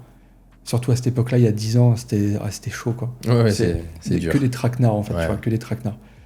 Mon gars, il est obligé de cutter pour faire le poids en poids lourd. Pour faire 120 kg, il cut. Ouais. C'est un mec qui fait 130 kg. Il est énorme. Et en fait, il nous donne du L en gants. Mais en fait, le mec, il peut pas les enfiler. En fait, quand il les met, tu sais, ça lui fait des gnocchis. C'était n'importe quoi. Et le mec, il regarde, il fait ouais, c'est bon. Et je dis, mais toi, t'es un malade, toi. Il peut pas les combattre comme ça. Il pouvait même pas serrer la main. Il était un malade. Je retire les gants et tout. Je fais non, il combat pas comme ça. Trouve-moi des gants XL. Et il m'explique avec un anglais approximatif que y a pas. Et en plus, gros, t'es pas chez toi. Ouais, va te faire foutre. Quoi. Détends-toi. T'es un peu agressif. Et la sensation très pesante en fait là-bas. Tu t'es dit je vais me faire monter en l'air, non ? J'étais pas bien de ouf, mais mon rôle fait qu'il fallait que je protège mon gars. Ouais. Et donc c'est vrai que ça commence à... Je sens qu'il y a beaucoup d'yeux qui nous regardent et ça commence des mecs avec des oreilles en chou, du Caucase. Ouais, et surtout en costume, tu vois, bien habillé et tout. Je me dis, c'est hardcore. Et dans ce coup, il y a un mec qui arrive, quoi. Et il m'attrape comme ça par le bras et il me dit... En fait, il y a quelqu'un qui a été le voir et qui dit il y a un Français qui est en train de foutre bordel dans les vestiaires, va vite le voir parce qu'il va se faire monter en l'air. Et donc là, Kamel arrive et il vient me voir et me dit gros, écoute, reste calme là, c'est ni le lieu ni l'endroit, tu vois, pour faire une dinguerie, qu'est-ce qui t'arrive ? Et je lui explique, je dis mais il est en train de me rendre fou, tu sais, il est en train de me faire un coup, il peut pas combattre avec les gants. Ok, bouge pas. Il revient 2 minutes après, il me donne les gants XL. Tu vois, c'était ça la dinguerie. Ouais. En fait, Kamel, j'ai un respect éternel pour lui. C'est un mec qui avait une fonction incroyable en Russie. En fait, c'était le garde du corps déjà du mec qui sponsorisait l'organisation Fight Nights. C'était plein d'oseille. En fait, vraiment, c'était plein d'oseille. J'ai connu une époque, c'était... Même, c'est quoi, c'était honteux. J'étais payé un salaire, moi, que je méritais pas, à rien faire. Juste parce que Kamel a dit au président, faut travailler avec le français, là. Donc du coup, eux me donnaient un salaire parce que je travaillais pour eux, je foutais rien en fait, tu vois, c'était une honte. Et Kamel en fait était le directeur sportif de cet orga. Il n'en a jamais parlé, il l'a jamais mis sur les réseaux, s'est jamais exposé. Et tu vois, moi c'est ça que j'aime bien chez les gens. C'est quand le mec il a une haute fonction et qu'il la montre pas, qu'il n'est pas là à se la raconter. Et voilà, le jour où il a dit il faut travailler avec le français, voilà, maintenant du coup ça rejoint les sujets. Ça m'a permis de créer mon équipe et de justement faire monter les petits jeunes qui combattaient pour 200 balles. Parce qu'en fait, à cette époque-là, j'aurais pas pu le faire. Si à gauche, j'avais pas un endroit où l'oseille rentrait, j'aurais pas pu le faire. Et donc aujourd'hui, moi, j'estime que j'ai réussi à me développer grâce à 2 personnes. Malik Merad, qui m'a conseillé de le faire et qui m'a présenté les petits jeunes que j'ai commencé à manager, et Kamel. Parce qu'en fait, si j'ai pas ce travail et si j'ai pas cette rentrée d'argent, bah, je peux juste pas le faire. Parce qu'en fait, je suis en train de manager des mecs, mais je perds de l'argent vu que je les accompagne, etc. Donc, Kamel, c'est ça. Kamel, c'est juste ça. Tu sais quoi, j'ai rien à rajouter. C'est juste ça. Puis moi, j'ai envie de faire l'éloge, mais je l'ai fait dans le podcast avec lui, donc je veux pas, parce que c'est pas le moment, mais... Non, mais... moi, mon statut professionnel d'aujourd'hui, je lui dois, quoi. La personne pour qui je bosse... Et c'est ce que tu avais dit, toi, c'était ton cas, ça faisait une semaine que je le connaissais, en gros. Ouais. Tu as fait une passe D. Moi, on se suivait sur Facebook, juste ça, hein. Je likais ses vidéos, il likait les miennes. Et un jour, il m'a DM, il m'a dit « Donne-moi ton numéro, je t'appelle ». Il m'a appelé de Los Angeles, il m'a dit « Vas-y, il y a un gars qui… » Tu te dis « Waouh, pourquoi moi, quoi ?» Et en fait, c'est Kamel, quoi. Je pense il a un cœur aussi gros que ses pecs, quoi. Je souhaite à tout le monde d'avoir beaucoup de Kamel dans leur vie. Vraiment, vraiment, ouais. Je souhaite à tout le monde. Du coup, est-ce que tu auras un conseil s'il y a un jeune là, qui veut percer, qui pense qu'il est le nouveau McGregor, le nouveau John Jones, comment il doit s'y prendre? Est-ce qu'il peut DM? Est-ce qu'il peut DM la Bulgarian Top Team? Est-ce que tu vas lui donner l'heure? Est-ce que non, c'est cuit? Non, on est extrêmement accessible. Et aujourd'hui, en fait, je te disais en introduction que la Bulgarian Top Team s'est vachement développée. En fait, aujourd'hui, on est 13 managers à la BTT. 13? Ouais, en fait, j'étais tout seul à l'époque. Aujourd'hui, on est 13. Putain, le dernier podcast que j'ai écouté, je crois que t'as dit 5. Ouais, en fait, on a fait une formation manager en octobre 2024. D'accord. Et à la suite de ça, j'en ai re-signé plusieurs. Donc aujourd'hui, on est 13. 13. Ouais. Et sur les 13, là, il y en a là, sur les 6 que j'ai signés récemment, il y en a 2, ils sont en train de tout péter. Des managers? Ouais. Des petits jeunes qui n'avaient jamais fait ça auparavant. Yanis et Alexandre, ils vont se reconnaître. Ils sont en train de tout péter. En fait, je me retrouve à travers eux. Yanis, c'est un mec qui a payé les billets d'avion pour que ses combattants puissent venir au camp là à Dubaï. Ce que je faisais moi à l'époque. Je me retrouve vachement à travers lui. Et je lui souhaite d'avoir encore plus de succès. Mais déjà la base, c'est celle-ci. C'est l'amour du sport et surtout l'amour d'aider les mecs à se développer. Quand tu mets de ta poche... c'est le plus beau geste que tu puisses faire pour aider quelqu'un. Hein. Ouais, donc aujourd'hui, je suis très content. Et la BTT, c'est grand. On a beaucoup de managers. Et donc, pour répondre à ta question, je dirais à la personne de me contacter et d'être convaincante dans ses ambitions sur très long terme. Parce qu'aujourd'hui, les gamins, ils voient que ce qui va se passer demain. Tu comprends? Oui, mais je pense qu'ils viennent tous te voir en te disant « Je veux la ceinture UFC », j'imagine. C'est tout ça. Tout le monde la veut. Hein. Ouais. Tout le monde la veut. C'est pour ça que tu as vu, moi, je pense que c'est ce qui m'a beaucoup réussi pendant longtemps. Je fais jamais de promesses. Un mec comme Fares, j'ai jamais dit « Je vais t'emmener à l'UFC ». Même si c'était l'objectif. Un mec comme Benoît, je lui ai jamais dit. En fait, si tu veux, je peux pas te faire de promesses parce que j'ai besoin que tu m'aides. Et comment tu m'aides? En me ramenant des victoires. Et si tu veux m'aider encore plus, tu me ramènes des KO. Donc en fait, si tu veux, je peux pas te parler de ce qui va se passer dans 3 combats. Souvent, les gamins, ils veulent savoir, ouais, après ce combat-là, tu peux faire quoi? Fais ton combat, gagne-le, et après on discute. Tu vois, le MMA, en fait, c'est ça. Faut juste voir ce qui va se passer demain. Ok? Fais-le bien, et après on discute. Donc sois convaincant, juste dans tes ambitions, et dans le fait de pas vendre un grand discours, parle pas trop, et montre beaucoup. Nous, on suit énormément, on regarde tout ce qui se passe sur les réseaux. Tu sais, les réseaux, aujourd'hui, ça triche plus. Hein. Ouais. Tu sais, quelqu'un, la vie qu'il a, le lifestyle, etc. Est-ce qu'il mange n'importe quoi? Est-ce qu'il se couche tard, etc. Tu sais, ça ment pas. Hein. Tu sais, moi, parfois, je suis un peu un ouf sur certains trucs. Hein. Je regarde les gars à 2h du matin s'ils sont en ligne. C'est vrai? Ouais, quand ils sont en prépa, ouais. Ouais, je regarde. Ça me choque pas. Je dirais que c'est plus le boulot de l'entraîneur, de mon point de vue. Ouais, mais si tu te soucies de la carrière de ton athlète, c'est aussi ton rôle. Ouais, ça me choque pas. Hein. Et tu le DM et tu vas lui dire que si t'arrives, va te coucher, quoi. Ouais. Et je surveille bien qu'il apparaisse hors ligne. Ok. Ouais, un peu à la Giroud, j'aimais trop. Ouais, c'est vrai. Putain, j'allais te parler de lui en plus. Mais lui était coach, c'est vrai que tu as raison. Mais moi, je veux aider mes gars. Mes gars, la majorité d'entre eux, on a construit des relations fraternelles. Tu Tu vois, Benoît, c'est comme mon frère. Tous mes gars, Oumar, Ilyes, Amin Ayoub, etc. Enfin, tu vois, on a des relations qui sont plus que des relations de travail. C'est aussi pour ça que ça fait très mal quand il se passe un truc.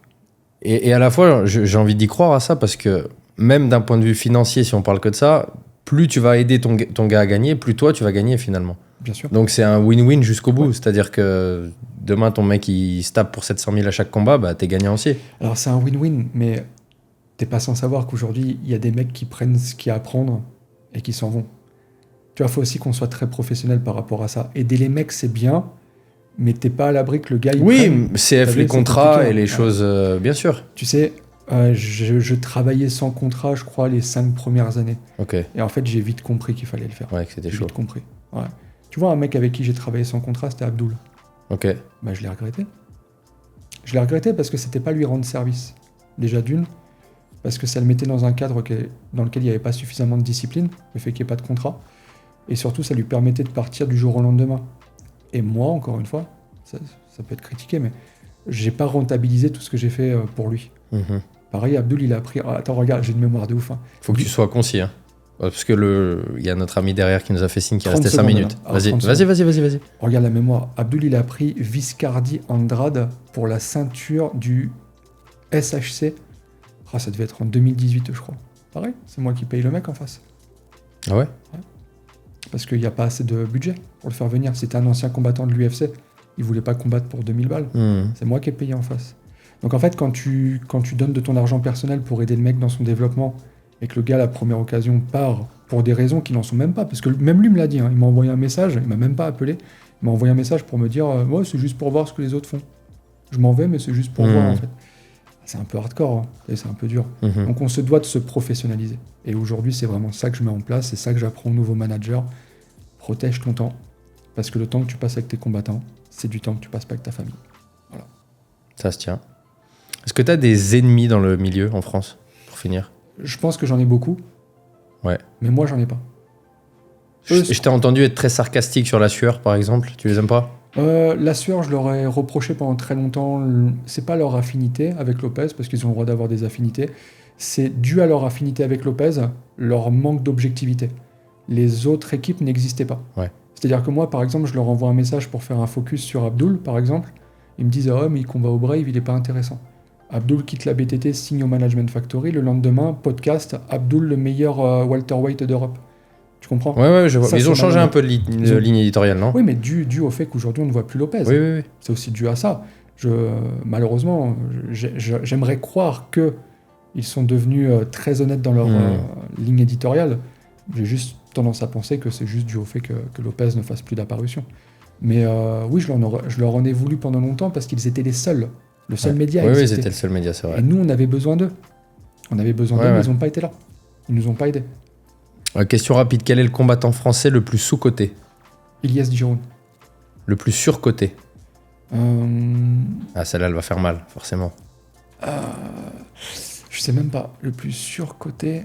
Ah, je sais même pas. Oh, le politicien. Non. Le politicien. Attends, non, vraiment. Il aurait fallu que je le prépare, ça. Le plus surcoté.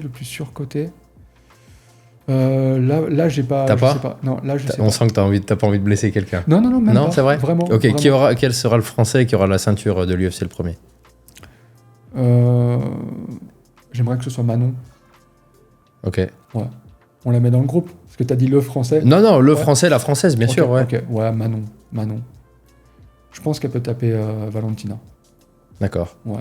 Tu crois pas? T'as l'air sceptique par rapport à ça. Non, j'écoute ton regard. Non, moi j'ai pas ton expertise. En fait, Manon, elle mérite vraiment. Elle a un parcours à l'UFC qui est exemplaire, qui est exceptionnel. Et tu vois, ça rejoint tout ce qu'on s'est dit. Elle n'a pas été facilitée. Manque de communication, manque de hype. T'as vu, manque de... Ouais. Manque de oui, après c'est le MMA féminin. Revanche Baki-Doumbé, tu mets qui gagnant? Doumbé. Pourquoi? Parce que, au vu de leur premier combat, ouais. S'il n'y a pas cet épisode fâcheux de l'épine, Doumbé gagne. Ok, c'est ton point de vue. Ouais, il était en train de revenir réellement. Et tu le voyais gagner au point ou... Ça faisait 1-1. Il aurait pris la 3e. Donc il aurait gagné la décision. Ouais. D'accord. Et alors là, Est-ce que tu penses qu'au vu du trash talk qu'il avait fait, est-ce que c'est satisfaisant de gagner la décision? Non, mais c'est encore plus décevant ce qui s'est passé. Là, pour le coup, je n'ai pas compris. Ouais. Je suis choqué. Quand tu vois que tu as des mecs qui ont combattu avec des doigts de pied pétés, là, John Jones, voiture ouverte, etc., c'est incompréhensible. Dernière question, quel est le fighter que tu rêverais de signer dans ton écurie? Que je rêverais de signer dans mon écurie... Aspinal. Ok. Combattant français le plus surcoté?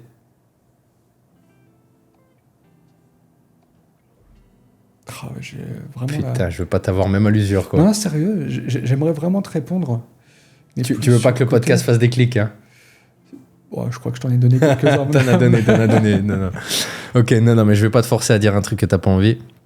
C'était un vrai plaisir, Guillaume. Merci beaucoup. Tu sais que ça fait 2 heures, là, je sais pas si t'es en inconscience. J'ai l'impression qu'on a commencé. J'ai l'impression qu'on a commencé il y a 5 minutes. Je sais que je le dis souvent dans les podcasts, mais je suis frustré parce qu'en plus, t'es bavard, t'es très éloquent, c'est un plaisir de te parler. Merci beaucoup. Je sais en plus que là, je t'ai demandé de venir au milieu de ton camp. Enfin, c'est la fin de ton camp, mais que t'es encore occupé. Donc, ouais, mais ça me tenait à cœur. Tu vois la qualité, regarde le studio, regarde l'enregistrement, regarde les questions. Bah écoute, j'espère que t'as passé un bon moment. En tout cas, c'était le cas. J'ai même pas besoin de répondre, ça se voit à mon sourire. Ouais, non, en tout cas, c'était fluide. Écoute, c'est la première fois qu'on se rencontrait pour les gens qui ne le savent pas. Moi, je te dis vraiment merci. À toi aussi. Longue vie à la BTT, longue vie à tes combattants. J'espère que Benoît, le 17, va triompher. Qu'est-ce que je vais transpirer? Ouais, je stresse. Ouais, j'imagine. Comme le 10, pas le 17, j'ai dit le 17. Ouais, le 10. Je stresse comme rarement j'ai stressé. Ouais. Mais écoute, on espère qu'il va ramener la victoire. Ouais. Écoutez, moi, à titre perso, j'espère que vous avez aimé l'épisode. C'était un vrai plaisir d'avoir Guillaume. Il est très pris. Donc voilà, j'espère que vous appréciez. J'espère que vous allez nous rémunérer avec des likes, des commentaires. J'espère qu'il y aura plus de commentaires vertueux que de haters abrutis. Non, laisse-les venir. Mais c'est pas grave. On est bienvenus. Moi, à titre perso, je vous demande pas grand-chose à part de vous abonner à la chaîne. Et si vous voulez un défi qui peut vous changer la vie, c'est Attitude 60. On vous mettra le lien dans la description. C'est un challenge gratuit que vous pouvez faire, que vos parents peuvent faire, que vous soyez sportif ou sédentaire. Merci Guillaume pour la pub. Voilà, c'est un challenge de 60 jours pour vous changer la vie, pour vous changer physiquement, physiologiquement, psychologiquement, émotionnellement. J'y crois vraiment. J'ai eu des retours de gens pour qui ça a changé la vie déjà. Donc voilà, c'est la seule chose que je vous demande, c'est de faire ce challenge ou d'en parler à des gens dans votre entourage qui, vous le pensez, en ont besoin. Et puis sinon, je vous dis à très bientôt pour un nouvel épisode. Guillaume, t'as un mot à dire ou pas pour finir? Juste merci. Franchement, c'était incroyable. Et on remet ça quand tu veux. Et ben voilà, c'est tout. À très bientôt sur Ça dit quoi. Ciao les gars.